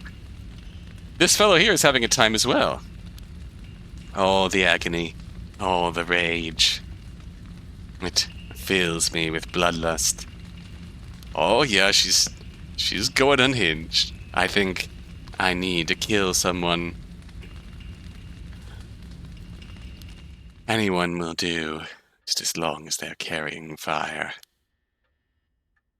Cross-referencing some historical data with Shogo's info, late 60s, early 70s, fairly certain it's late 70s. That makes sense. Mid to late 70s seems like that fits. I see. That could be a problem. You think so? From what I know of you, I was sure you'd see it as an opportunity. Howard's expressions are really something. They sure are, Lilac. I love them. The stronger the desire to resurrect someone, the stronger the urge to kill. That's how it seems to me, anyway. Good grief. Talk about a scanner and talk about a spanner in the works. I say we take stock for a moment, remind ourselves where we've come from and where we're going. Where we've come from, Cotton-Eyed Joe. That might be a good idea.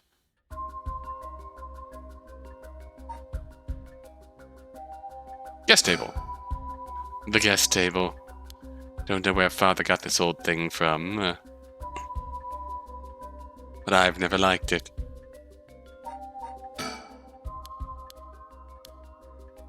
Alright. Now the investigation. That's what you hired me for, ma'am. Look into your son's kidnapping last year.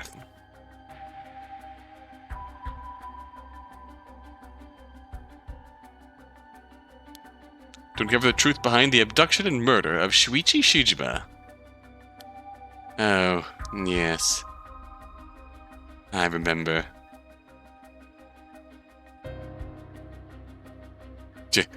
My dad was born in 55, and he's the most boomer person yeah, understandable. That is a relatable mood.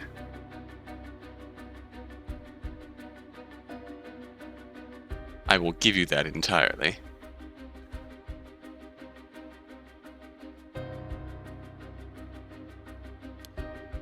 They never did find the one who did it. That's what I'm here about today, in fact. Kind of you let me drop by so late, by the way. Been turning over every last stone. I've come up with a grand total of 1 lead. Oh shit, hell yeah. That's my dude. So you said, as far as the police are concerned, it's a cold case, but I managed to make some headway. I remember, you were just about to tell me. Alright, let's review the case.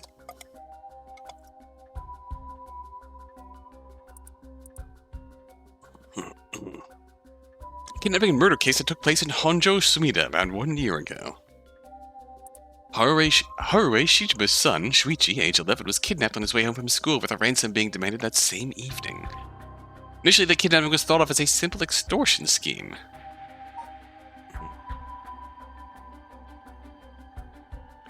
When it came to light, the Shichiba family was closely tied to the police, and Shuichi was in fact the grandson of a senior official. It was quickly assumed that the perpetrator was acting upon a grudge against the police force. Kidnapping was treated as a direct attack against the good name of the police. A large-scale investigation was launched that used the best equipment available to trace phone calls. This made it all the more embarrassing when they were unable to catch the culprit, losing the public's confidence. The culprit grew cocky, relentlessly mocking the police force. After 3 days of failure after failure, Haruhi reached a breaking point. Spurred by concern for her son, she resolved to hand over the ransom money as fast as possible. But her husband and father, who held the prestige of the police in high regard, refused, saying they would not let the criminal win by giving in to their demands.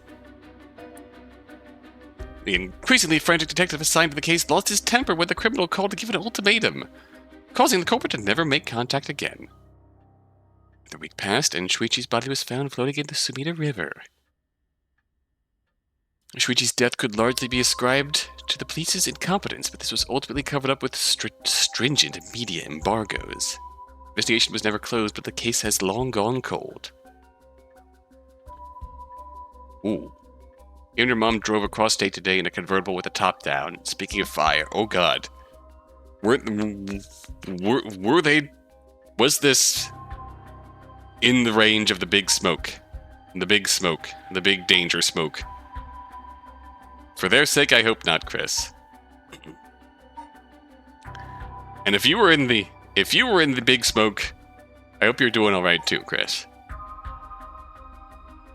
The big smoke, the big spicy air zone. Good job indeed, police. They were winning. They are certainly winning. It's... Fucking pride got the best of them. This was very much in the range of the big danger smoke. The big poison. Oh! Son! Boy! Son! Oh no! This was very much in the range of the big danger smoke. The big spicy air. Oh god. Baffling. Baffling how people could not take that danger seriously. Baffling how people can be so prideful about a fucking mask. That they'd put their own well-being in fucking jeopardy just for that. Big smoke has drifted over here to Ohio, but it's still not as bad. Air quality range in the 80s, that's good. That's good. Yeah, it was fucking terrifying waking up in the morning and checking... That was terrifying waking up in the morning checking the air quality rating and seeing 400! Like, oh god. That seems dangerous. So, fortunately, by the evening, in my area at least, it was down to, like, the 150 range, and should continue going down, so... we should be free from the spicy air.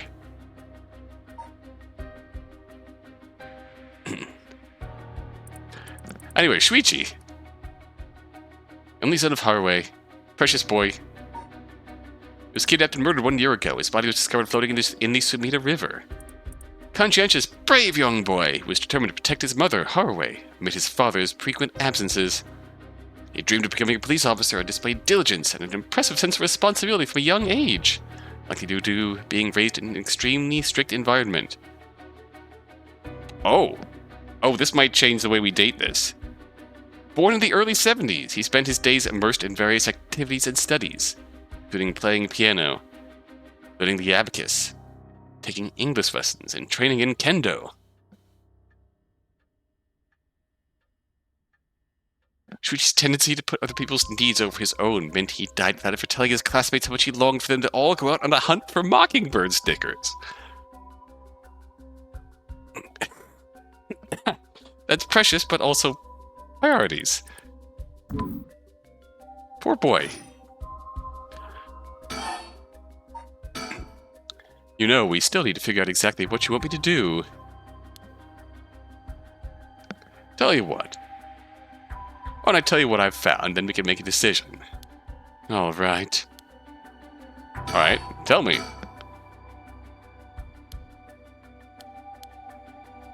Oh, okay. Kidnapping. I suppose there's not much point going over the kidnapping itself. No, I'm very familiar. Elementary school students don't always have the best priorities. This is true, Chris. This is very true. This would date this into the early 80s, then. Which makes sense. I'll leave that for the files to cover and just confirm a few things about the case. The police traced the culprit's calls back to, let's see here. Northern Oyoko River, here in Sumida City. That's quite a wide area. That's right. In the end, they never managed to nail down exactly where the calls were coming from. It was almost certainly the same location that Shuichi was being held captive. Since Shuichi's voice could be heard during the killer's calls. Source 4th grade me was asked what her goals were, and I replied, I want to do really well in a video game. That's relatable. That's a big mood. I don't blame you there. Northern Oyoko River is quite a distance from Shuichi's normal school commute. Factoring in that he was seen at school but went missing before he arrived at his house. It's likely that he was abducted by car on his road home. Maybe, but... Exactly.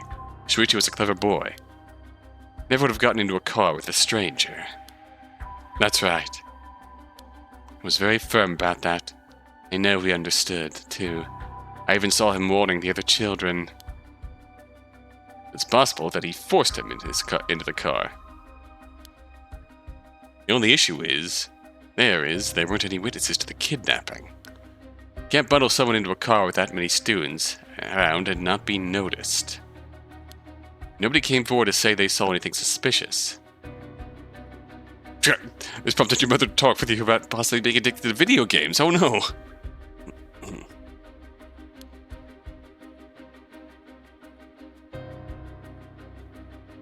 You just wanted to be a pro. You just wanted to be a pro gamer. You were ahead of your time, Chris. So did they target him at some other time, or somewhere away from his usual route? Both of those seem a little far-fetched. Which raises the question: how did the kidnapper pull it off? The police never managed to find an answer. In the end, they decided that the kidnapper must have just gotten lucky.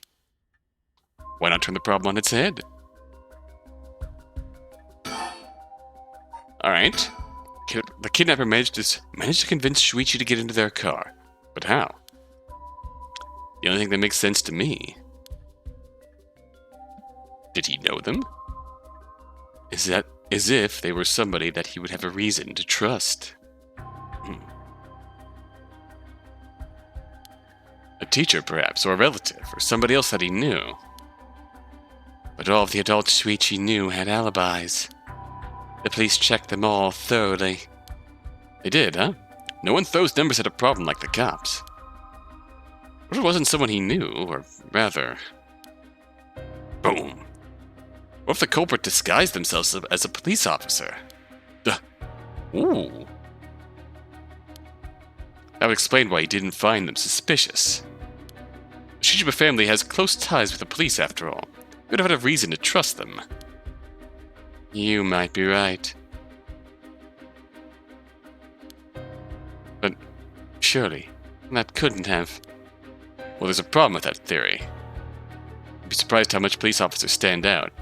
So, ultimate conclusion, based on the fact that this game takes place in the early 80s, and the characters in their 30s and older are boomers, and 20-somethings are in the age range where they could be X or boomers, and youngers are all Gen X. We've officially placed everyone in the proper context here. Be surprised how much police officers stand out. It's sort of the point, after all.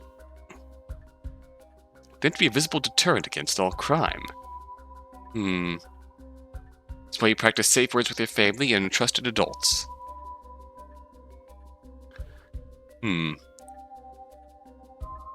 That does create an opening in the Shijiba family,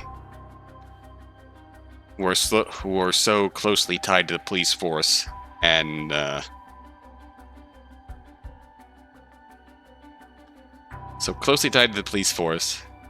and Shuichi himself wanted to be a policeman himself, so...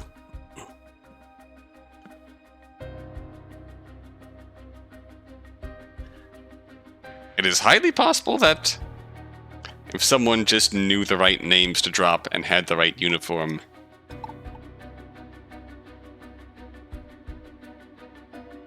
that could have convinced him that they were someone he could trust. Oops. But here's another interesting little bit of trivia I happen to know. When you ask people to imagine someone suspicious, nobody pictures women or children. Even kids who've been warned about stranger danger often subconsciously expect that danger to look like an adult man. Besides, Shuichi was the sort of boy who wanted to be a police officer when he grew up. He must have had a very strong sense of right and wrong. That's right. Wait, surely you can't mean... Now you're getting it. If, say, a young woman approached Shuichi asking for help, what would he have done? Oh. That is taking a turn. If someone like that said they were lost and asked him for directions, would he have gotten into a car? He might have. My husband always told him that a man had a duty to watch out for women and children. Oh no. Could certainly argue that kind of attitude is outdated nowadays. But if Shuichi believed it, then we might have something here. Then you think the culprit was a young woman? But it was a man's voice on the phone. She might have been an accomplice. Or maybe she didn't even realize she was being used. If anything, that would explain why she hasn't come forward. She herself might not realize she had anything to do with the case.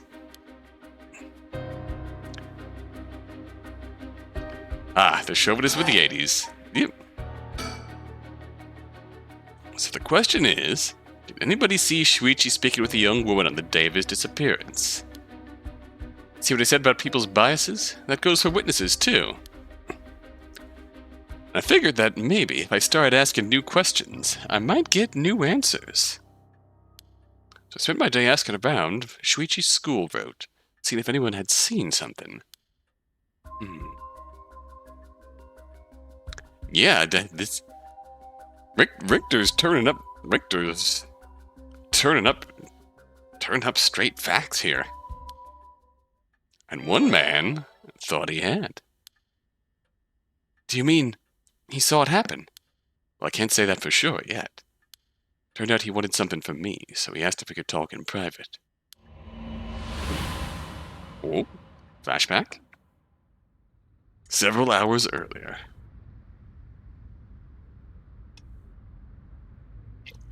Alright, this should do.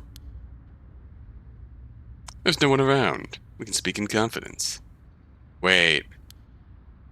Excuse me, what was your name again? Is this? Oh no, you're someone. Jonochi. Oh, got it. Well, Jonochi, I'm all ears. Just so we're on the same page. You're a private detective investigating Shuichi Shijima's kidnapping. Do I have that right? Of course. What else do I look like? A JoJo. How should I know what a private detective looks like? Oh, forget it. Look, I'll tell you straight. My life is in danger. I need your help. Whoa? What 80s hair? Indeed. You'll excuse me if that caught me a little off guard. Let me ask you straight. Who is trying to kill you? The powerful mullet. A student called Michio Whoa. Michio Shiraishi. Whoa. Interesting. A schoolgirl, eh? If Shuichi's birth year didn't date this game to a T, the hair would. Yep. Sounds like you've been naughty. It's nothing like that. That girl, she's a murderer. I'm the only one who knows, but I saw what she did. Oh.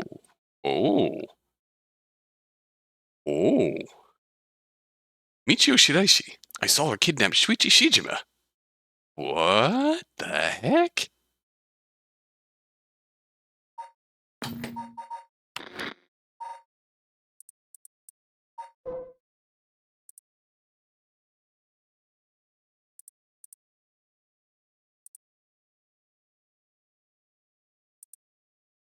Father's death 3 years ago. Moving to a new house. Michio began avoiding Yoko. Carried an old talisman. What in the heck?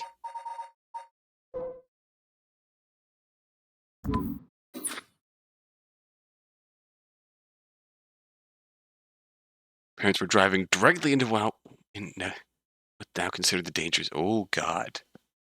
Good God. God, come again? I saw her talk to him on the street and lead him away. Didn't think much of it at the time, but then he went missing. She murdered him, I'm sure of it. Or at least she's got something to do with it. That's what you're here for, isn't it? Then you can't let her get to me. If that's true, then you've been sitting on some valuable information. Why didn't you tell anybody? Well, you see... Can't explain that. I don't have any reason to believe you. I couldn't! She told me she'd kill me if I spoke a word. You're telling me a schoolgirl had you scared for your life. So you've been sitting on that all this time, and you think she's coming for you now that you've spilled the beans. Yes, that's it. Exactly.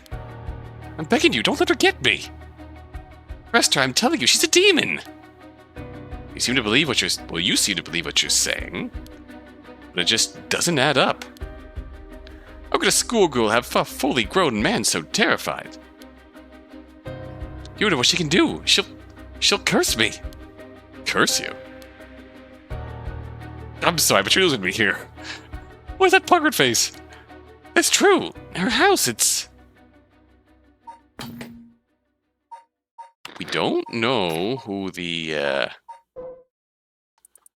bearer of the beckoning light is. I forget it. Why do you even bother? You seem dubious enough to believe me, but I should have known you'd never understand. On Shogo's route, we I love that pout. On Shogo's route, we encountered the beckoning light. But we never actually encountered the bearer in person because we killed them before we actually met them in person. He definitely served alongside Ario. Yep. Enough, I'll find someone else to help me. Hey.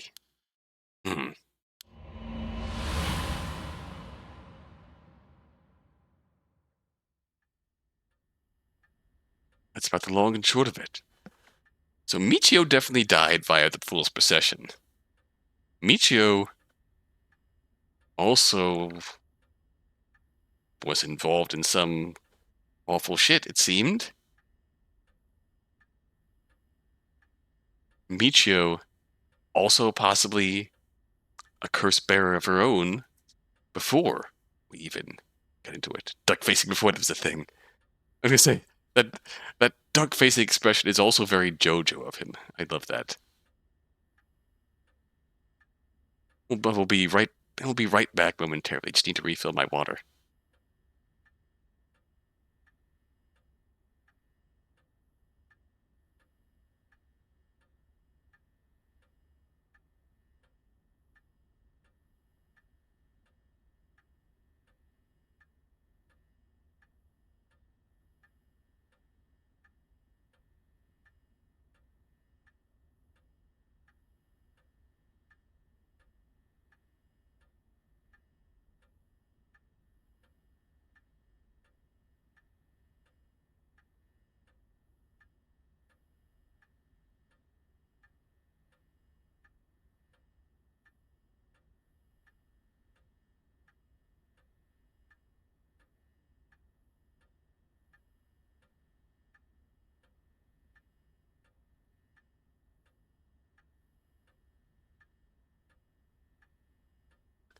Always good to hydrate.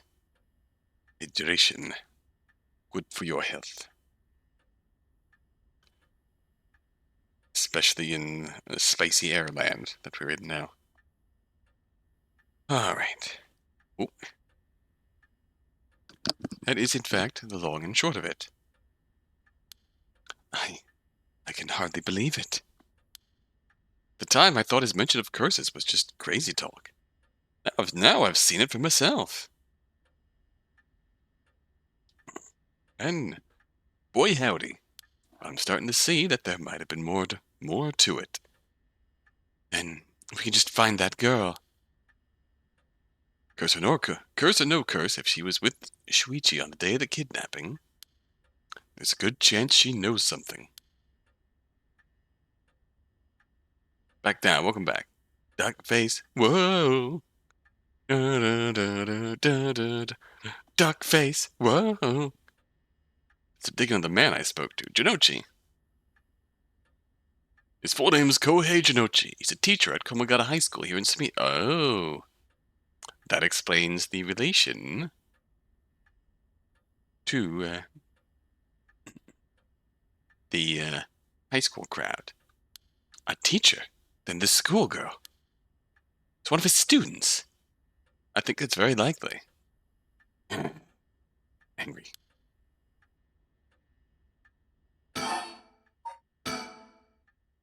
Wouldn't surprise me the timeline jumps around a bit. I mean, but she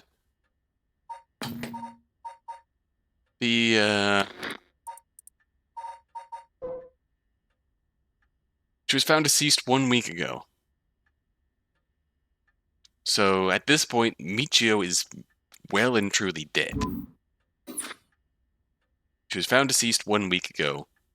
At this point in the timeline, Yako and Mio are trying to use the spirit board to find out if she really died in a suicide.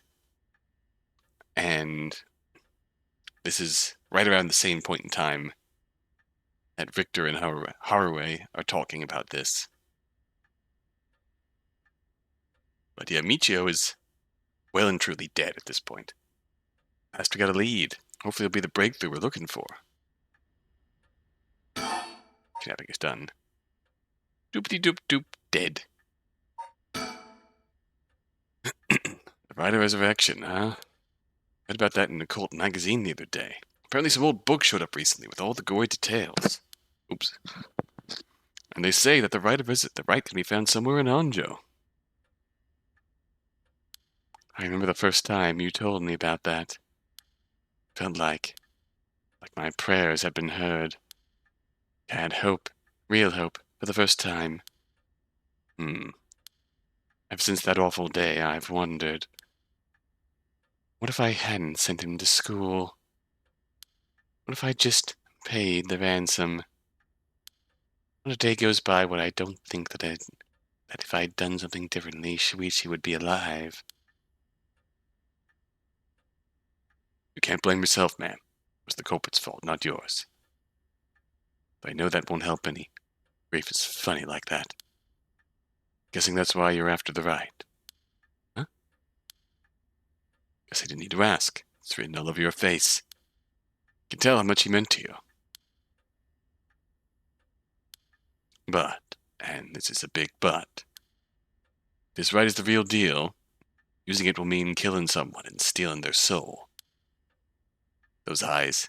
Is that a problem? If it comes to that, I'm afraid I'll have to stop you. Oh, that's a shame. A shame, huh? That's all.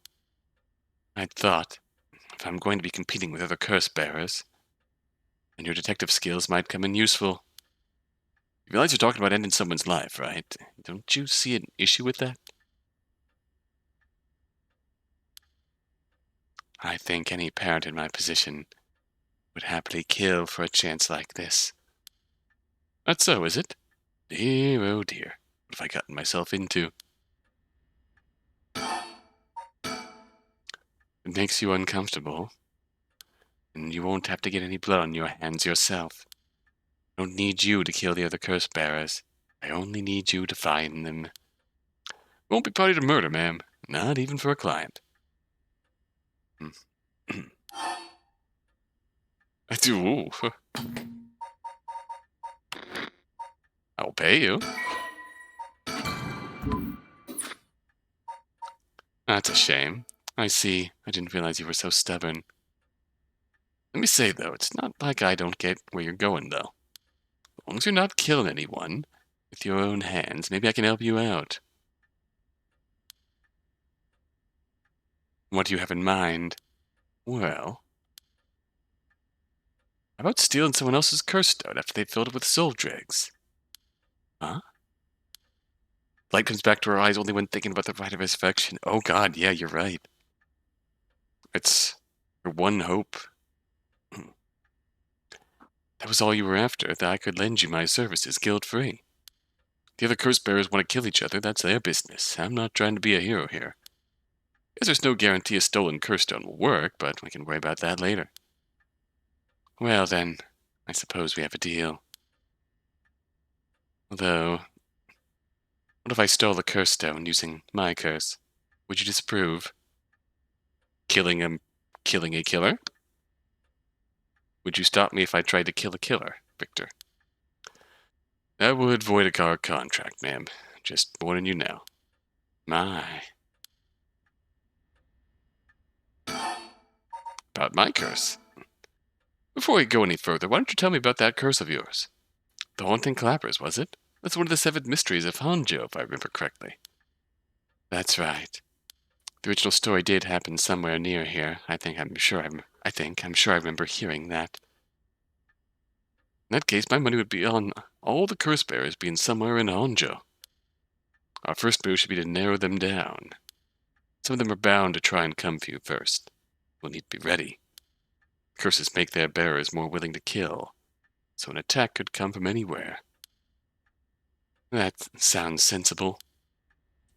And if I remember correctly, your haunting clappers can set people on fire. But only if they have a naked flame or a lighter on their person. Is that right? That's right. In olden times, wooden clappers were used to warn people of fire.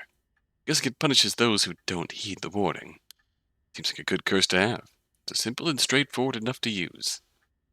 Though it's hard to say how it stacks up without knowing what else is on the table. You really think it's that good? Target can't do much to throw it off. It's a nice, long activation window. Big that it works on lighters, too. Just slip one into your target's pocket. And say that condition were already fulfilled before they even knew you were there. They wouldn't even know what hit them. Maybe. I won't have to actually use it. I could just tell someone I could, and they'd have to do what I said.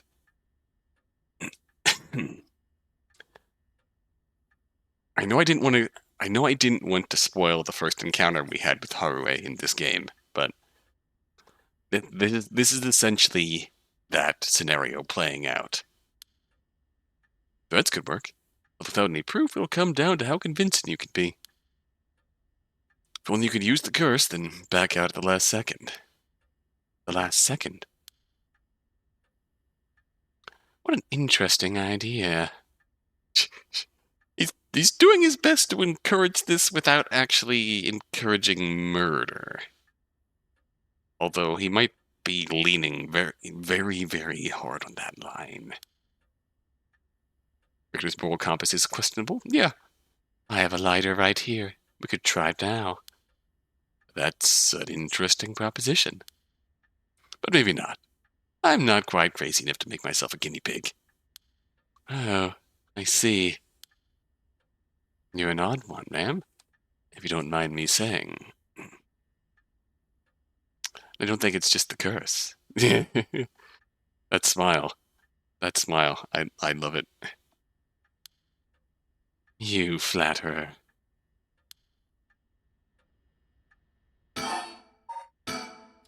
That's what we do next. First of all, I think you should stay indoors. Try not to do anything spontaneous or outside your normal routine.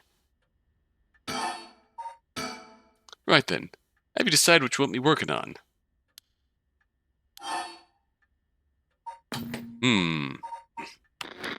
That's my unhinged milf right there. You love to see it. I sure do. Is this a story branch, I wonder?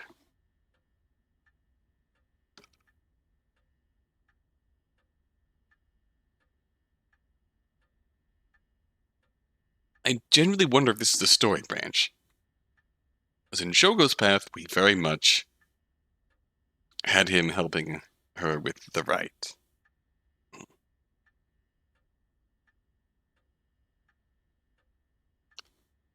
I very much wonder about this.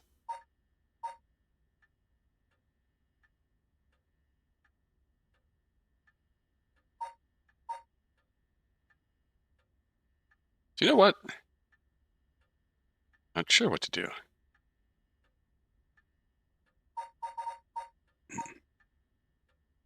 Revenge or resurrection?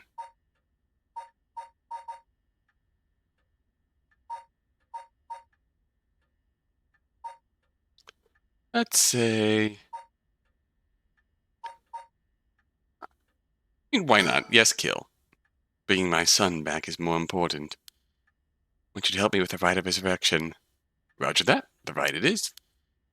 Odds are good the other curse bearers are also working by night. Anyone they kill under the cover of darkness won't be discovered until sunrise. But they'll be trying to do as much as they can before morning comes. So it's settled then. I'll look into the other curse bearers by night. Once the city wakes up and I can start asking questions, I'll investigate the kidnapping as well. I'll even try and find Miss Shiraishi as part of the bargain. Thank you. That's more than enough. Although maybe that's a foregone choice. Here. Now then. I should get to work. There's only so much time before sunrise. I'll call you if I find out anything new. You stay here and keep a lookout. All right. There's no telling what kinds of curses you might find out in the streets tonight. Don't go outside if you can help it, and try to be ready for anything. I will. Well, if that's all, I should be going.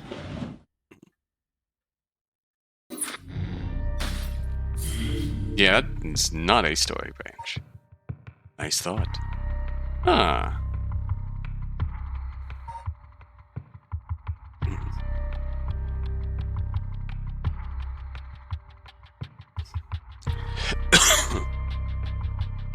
I'd say I've got one more node in me here.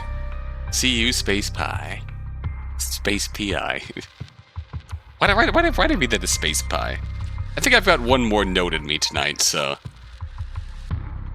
Vote now in the chat. Who's it gonna be? More Haruwe, my boy Tetsuo, or check in with Yoko? I kind of want to go see Yoko again after what we just learned about her BFF.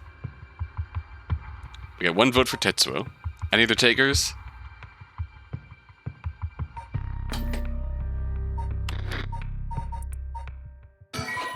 I think it's Space Pie.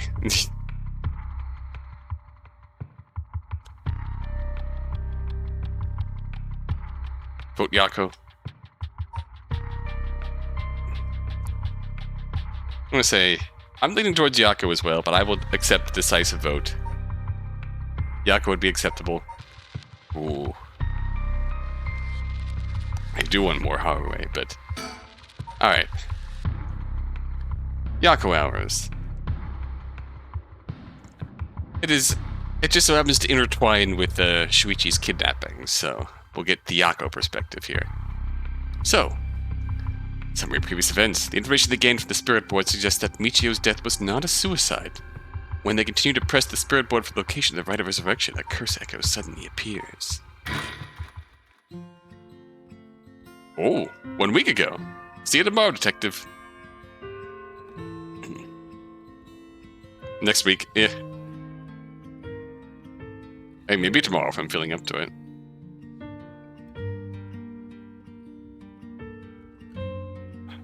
Oh? We have control of this. Hey, did you hear? Someone from our school committed suicide. What? Really? Who? I heard that. Michio from Class C, right? No way, Michio? She's been acting pretty strangely lately, but I still can't believe it.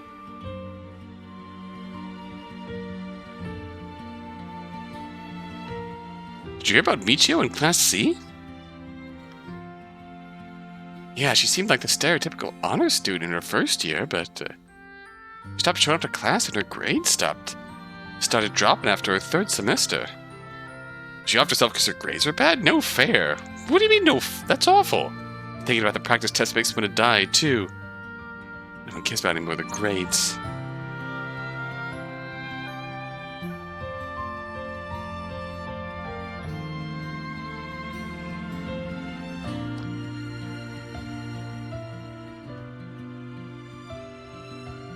Did you know? I heard Michio's mom remarried last year. Oh.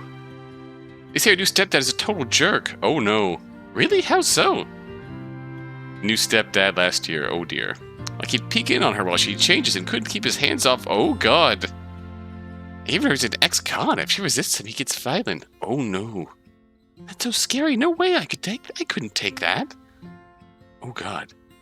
I think about killing myself too late to deal with someone like that at home. Ooh. That's bad. I don't like... You read suicides in the news for it. If it happened here, it's a little scary. By the way, isn't there a girl who transferred into Class C recently? Heard about her. She's gloomy. Doesn't stand out much. Did you know that the school she was at before she transferred also had a suicide? What? For real? That seems like kind of fishy. Disgust. Same at Chris. Oh, hi, Jonochi. There might be some of you who already know, but a member of our class, Michio Shiraishi, passed away last night. Okay, calm down. I know that this comes as a surprise, but please keep quiet. Cause of death is still under investigation, and there's nothing we know for certain at the moment. Detailed investigation reports will come from the police, so please don't go spreading any rumors, got it? We're sending everyone home for today. No dilly-dallying on your way. The school will be off tomorrow as well. Now you, stop celebrating. Show some respect. Oh no. Disgust. What the fuck? There'll be a memorial service scheduled next week at the school assembly. Anyone wishes to pay their respects individually.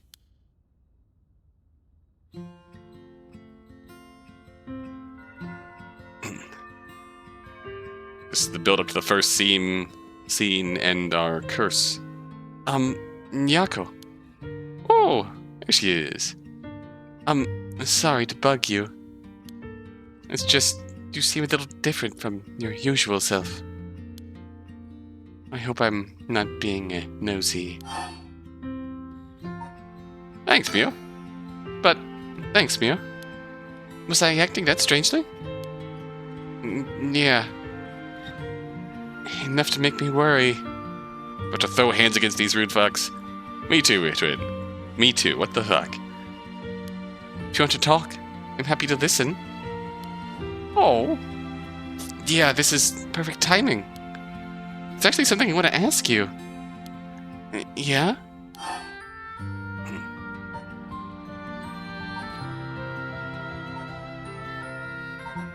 Michio, she...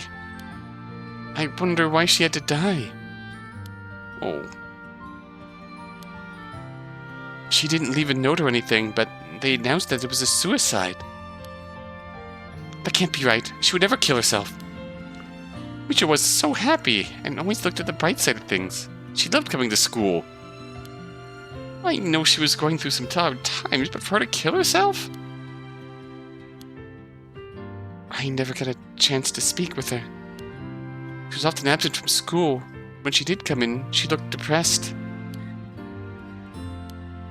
And you're right. And that's why everyone was so willing to accept that she committed suicide. They acted like they cared, but all they did was gossip about it. Puckering ruined the emotion. Yeah, a little bit. I get that kind of fits Yako's attitude. But...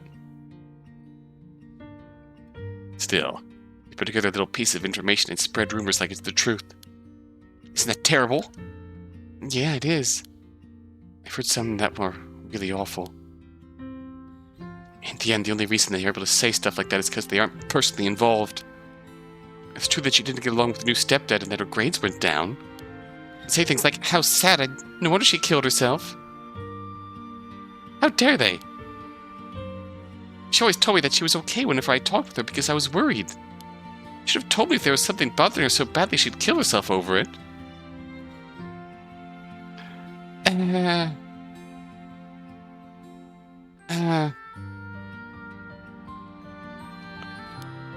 Uh-huh.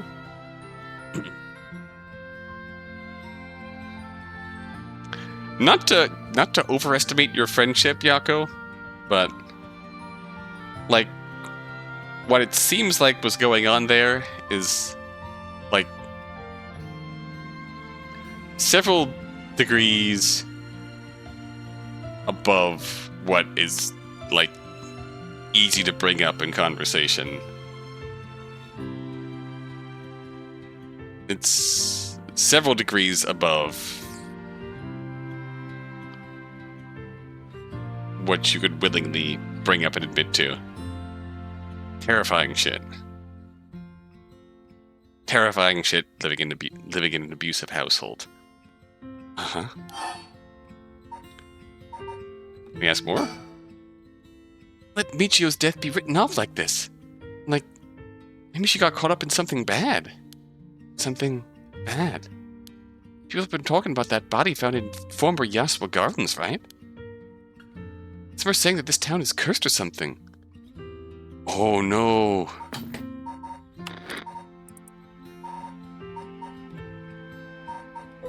Hajime. He was involved with Michio too. What are the two cases he was involved with here?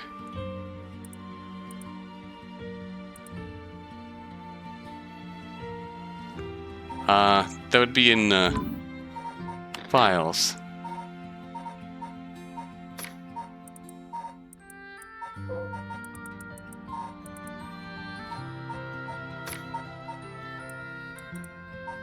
Board.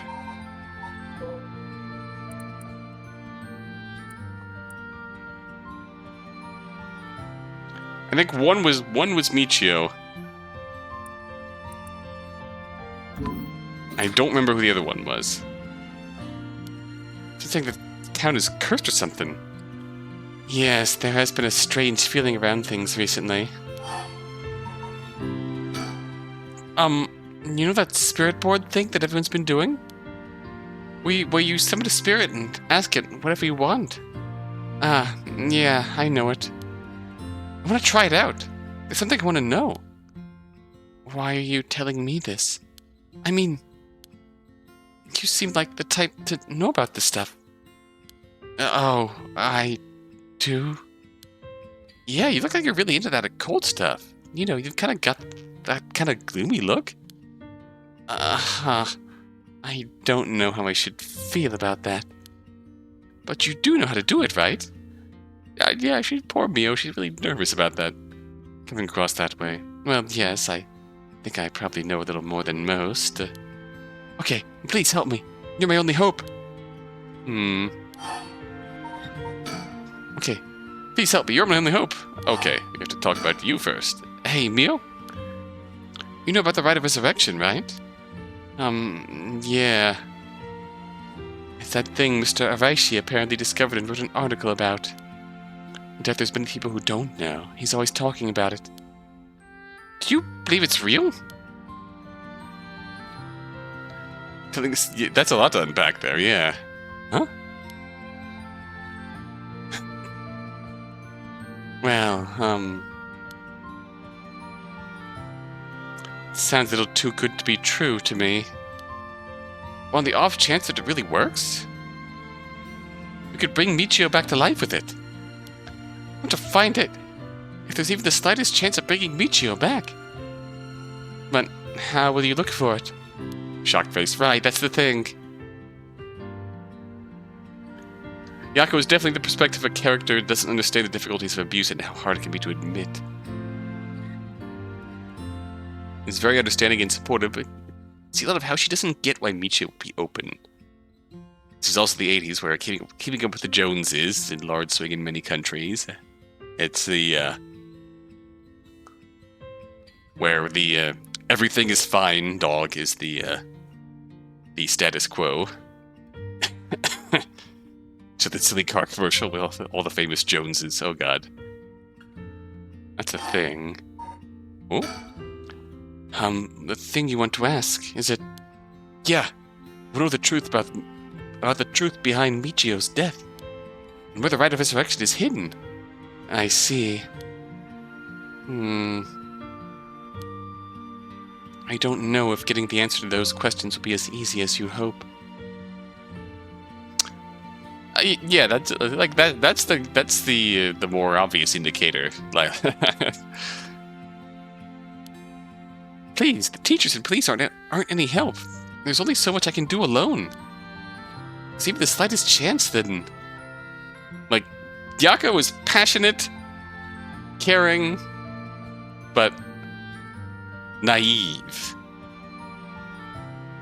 There's even the slightest chance, then, well. Also, I like Mio. She's precious. Protect her. Okay, if it would make you feel better, then I'll help. Yes, thank you, Mio. Oh. Okay then, tomorrow after dark. And now here we are. Files updated. Notes on Michio.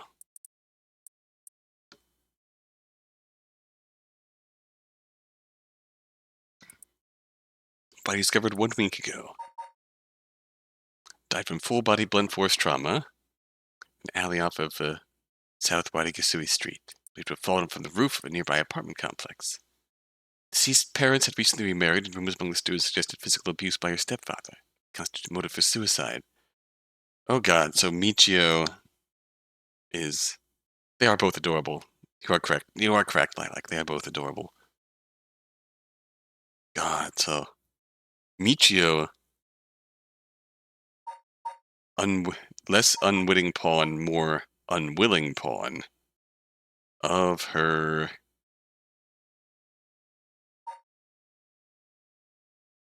abusive stepfather in order to means that she was likely involved in Shuichi's kidnapping at the behest of her stepfather. Oh god.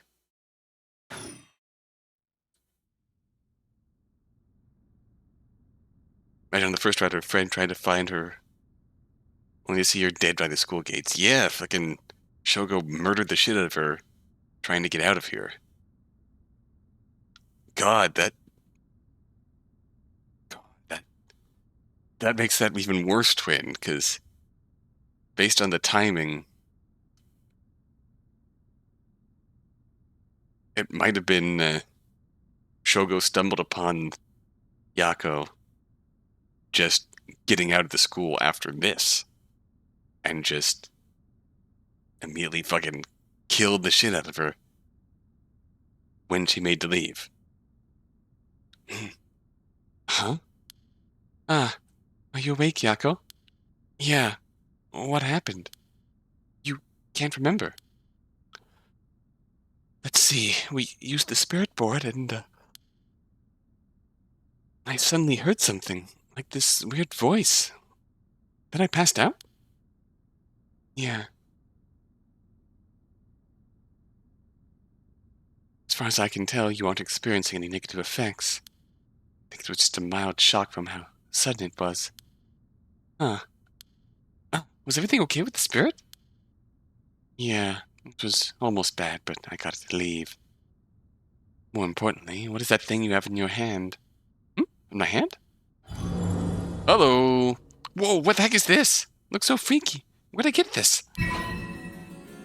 Curse Stone acquired! The Fool's Procession. Oh. There's so much anger and hatred held within it. Looks a little like tools that were used for ancient curses. What? That's so scary! Yako, you just said you heard a strange voice, right?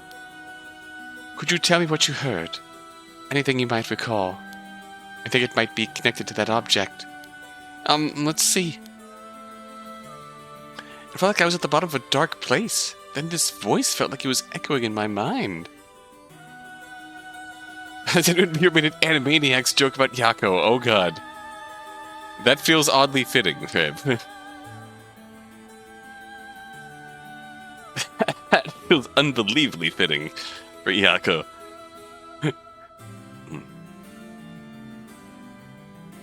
And his voice felt like it was echoing into my mind.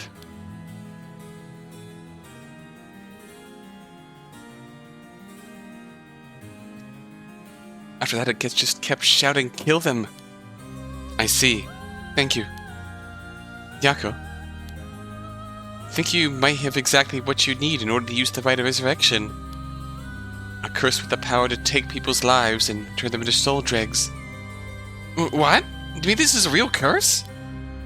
I know I said I wanted to use the Rite of Resurrection to bring back Michio, but why? Why me? It makes no sense.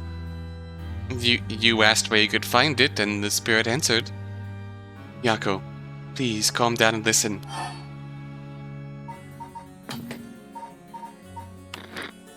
Alright, we'll breathe.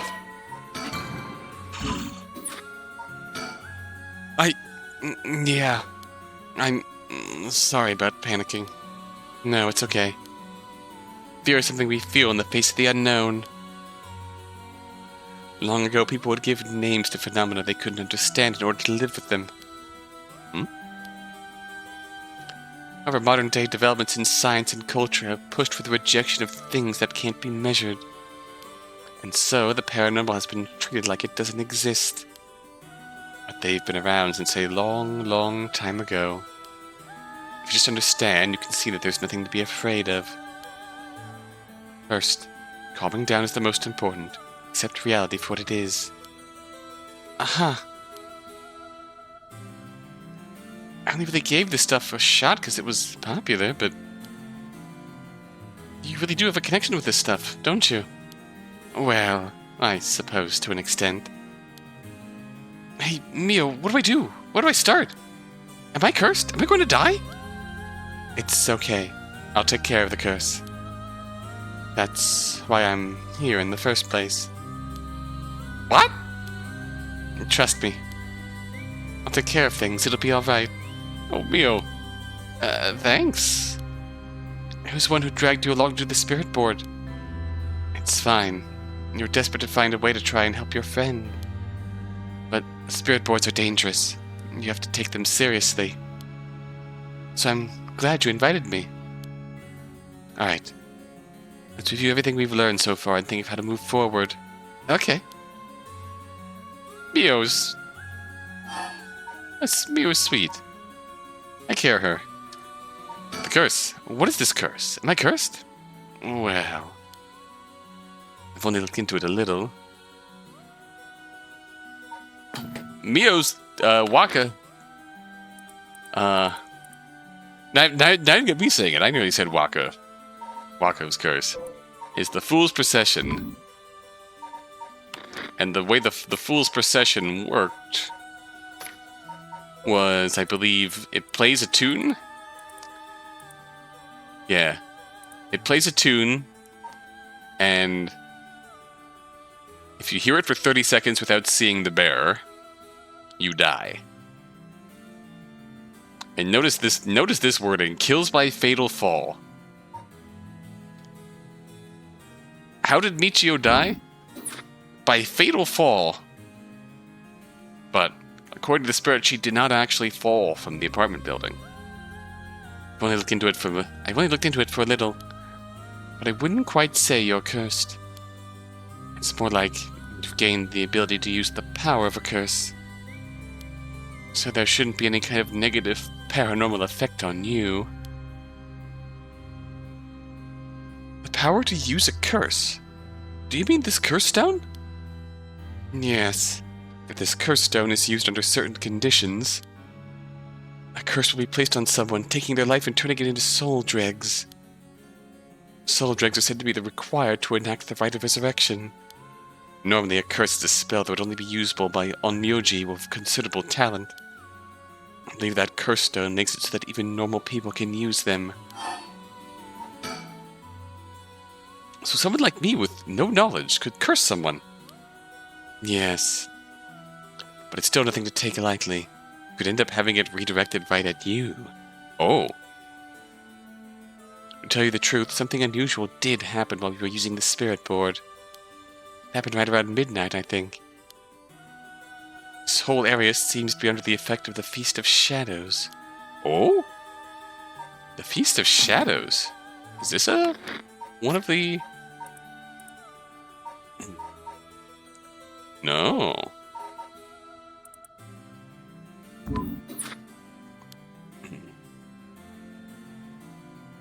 Yes, it's a type of spell that temporarily boosts the potency of the supernatural. It also has the effect of making the powers of certain curse echoes manifest more easily. Judging by its strength, I'd say it probably covers about a 3 to 4 kilometer radius.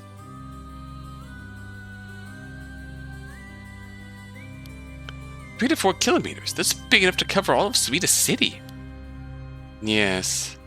I think the Feast of Shadows was used to cause the resentment lingering in the area to manifest as curse stones.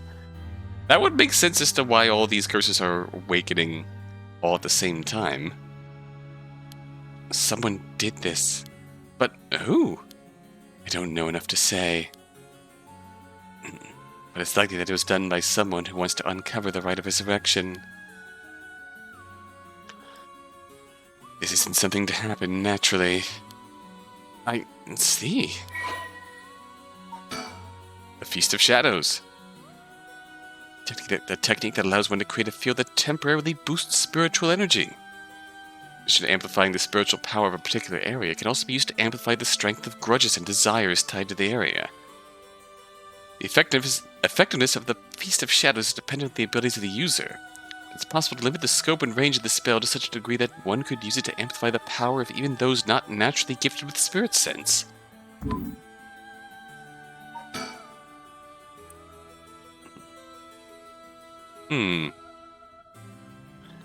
Hence, giving normal people the power to bond with the curse stones, collect soul dregs, and use the Rite of Resurrection themselves.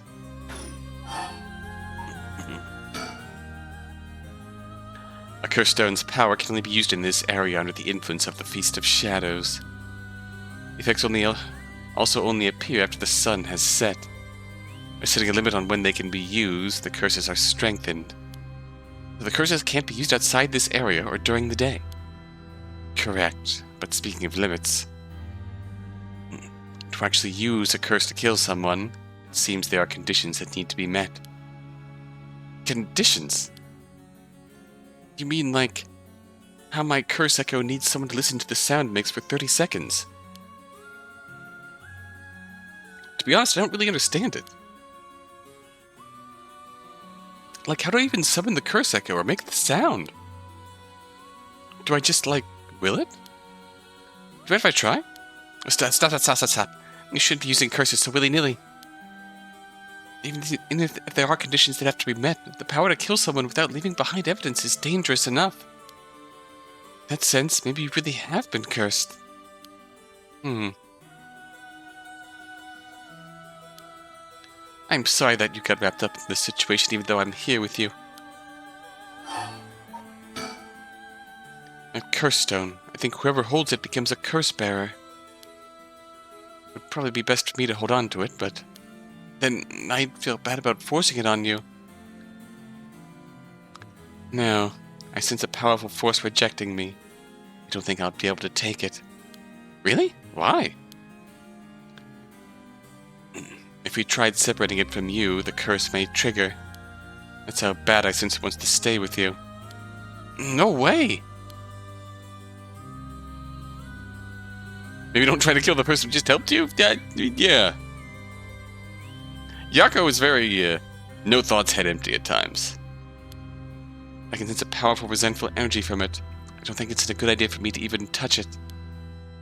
I may seem like I know what I'm doing, but I don't know how to handle something this powerful. Really? This little thing? If you threw it away and someone with bad ideas picked it up, it could be bad. I think it would be safer to avoid the risk of getting anyone else involved and have you hold on to it for now. Well, now I'm kind of freaked out. Anyways, we need to make it to daybreak. I think the curse should weaken once it's morning. I'll help you find a way to deal with it then. Okay. So there are 2 things you should remember. First, do not fulfill the conditions while it's night. Second, should you happen to fulfill the conditions, don't use the curse. Right. Does Yoko get a choice to not press the yes kill button? The mysterious voice said the curse stone is called the Fool's Procession, right? Yeah. That's from the 7 Mysteries of Honjo, right? Our school is said to be connected with a story with the same name, one of the mysteries. Right, I don't think it's a coincidence. It's just a guess, but it's possible that you were chosen because you could feel your desire for the Rite of Resurrection.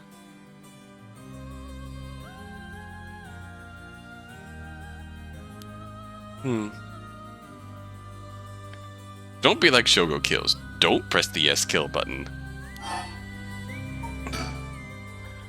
This is a curse of the 7 Mysteries of Honjo. It's possible that there are others who received curses associated with their other mysteries. Yeah, that voice also said that there are other curse bearers, whatever you called them. Not only that, apparently you can get a lot of soul dregs by killing a curse bearer. Right, that's certainly not good. If you had no intention of killing others with the curse, there's a chance you may be targeted if other curse bearers find us. That look of fear. You have to avoid anyone who has another of the curses. I mean, you should avoid people at night as much as possible. Also terrifying considering that we got out of here and Yoko gets fucking killed by Shogo. And hopefully, on the good path, Yoko goes home, Shogo stays in the bar. Shogo stays in the park, ends up dying at the hands of the Whispering Canal. But, Mio... Yes? This curse is real. Means I could bring back Michio if I used it, right?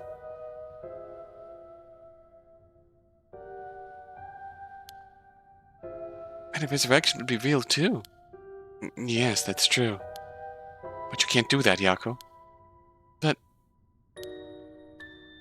feels like it's not the time to worry about that kind of stuff. Michio died in an accident, and I'm sure she didn't want to die.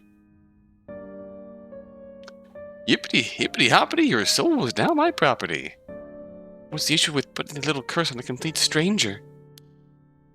I sort of feel like it wouldn't be a big deal. Yep. Mia was concerned. What's going on with you? You're not acting like yourself, Yoko. You never even considered taking the life of another person. I'm also considering now the idea that since Mio brought up the idea of the a curse rebounding on its user, and heavily implied that Michio was killed by the Fool's Procession, and Michio was also potentially a curse bearer previously. Maybe Michio tried to kill her stepdad, and the curse somehow rebounded on her, and she died. Via the Fool's Procession.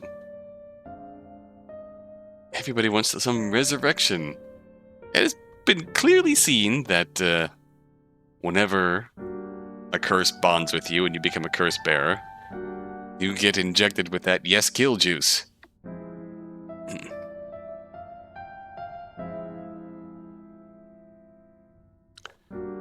You become more amenable to killing. Unless you're Harué, in which case you just be like, finally my chance has come. Let's burn some bitches.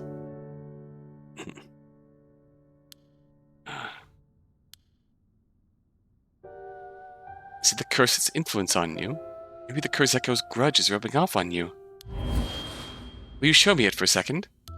Oh? Serious Mio. Is there something inside it? Ooh! No, stop! Yako? Oh, I'm sorry. But it's like... I just suddenly really didn't want you to touch it. I understand. I'm sorry. But you need to give up on the Rite of Resurrection. What? Because that's the real curse. Using resurrection as a lure, it tempts curse bearers into using their curses. You have to resist it. Don't let yourself be deceived by some curse.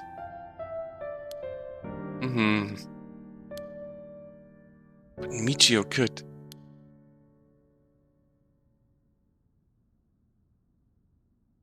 I think for tonight we should get you home to rest. I'll walk you. The curse's influence should subside in the morning.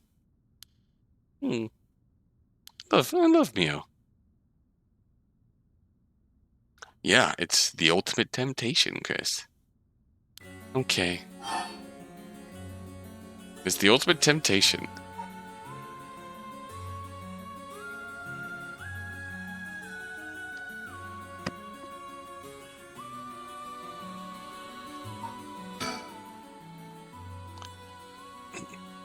The thought would certainly cross your mind. Heck, that's why the storyteller asked us at the very beginning if that thought would cross our mind, even in the horrible, horrible, intrusive thought sense. Absolutely in the horrible, horrible, intrusive thought sense. I'm telling you that you need to give up on the right. It's beyond us. Even a single curse stone load is too much to handle. Bringing back the dead isn't something so simple. I know how much it hurts, but please focus on just worrying about surviving tonight. Even now, we're in great danger. Yako isn't saying anything. Okay, let's get going then, shall we? Take the same route we took to get here. Right. We'll be fine, right? There's no one else at school, is there? Think so. Richter and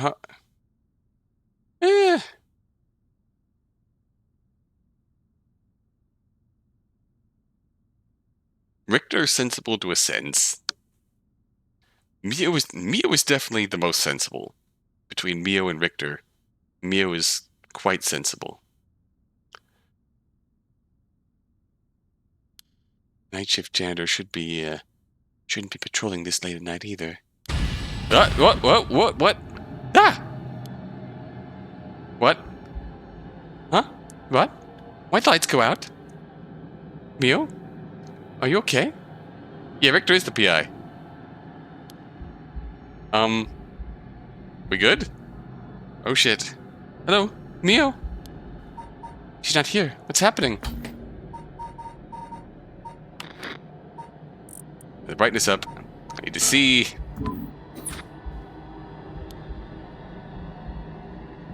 Where are you?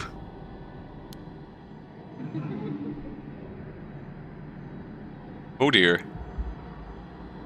Hello? I'm in danger.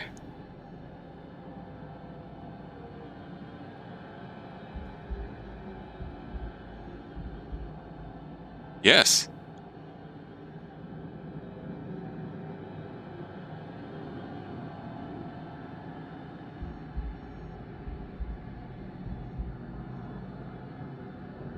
Oh, Tsutsumi! I forgot about Tsutsumi. He is very reasonable to a sense. Oh dear. I am afraid.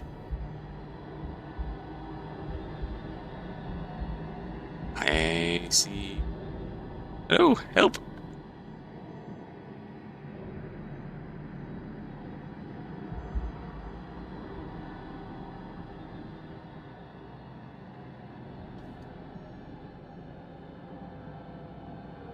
Oh, no, nope, nope, nope, nope,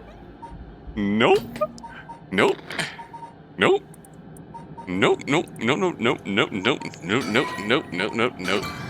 Nope, nope, nope, nope, nope, nope, nope, nope, nope, nope, nope. Ah! Huh? Oh no, oh no, oh no. What was that? Get me out of here. Mio? Mio? Mio, where are you? Yoko, I'm here. What if the procession of fools played Torador? Oh no. Over here, can you see me? Huh? Where? I can't see anything. Not that way, Yoko. Behind you, I'm behind you. Turn around this way. It's pitch black. I have no idea which way I'm facing. Oh, if only I had a light source. There you are. There you are, Mio. This way, over here. Be careful. Your field of vision is being limited. Right.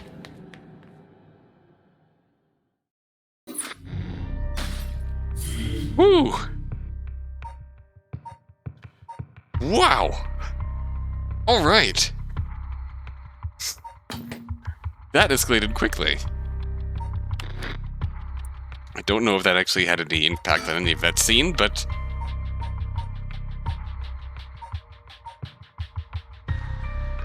Don't want your stomach to get tight and nuts while you run. Yep.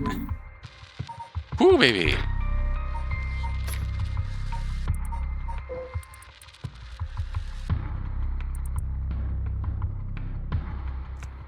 Got into a near-death experience. God, just going off my experience from Shogo's route, I feel like that was an encounter with a beckoning light. You didn't see a light, but that felt eerily familiar to the beckoning light. I suppose we'll find out more once we actually get out of here, but... Oh, man. Whew. That was a almost got my light snuffed out. Yes. You never sold me on this game. Good. It is worth it. God, even on my second stream here of this game.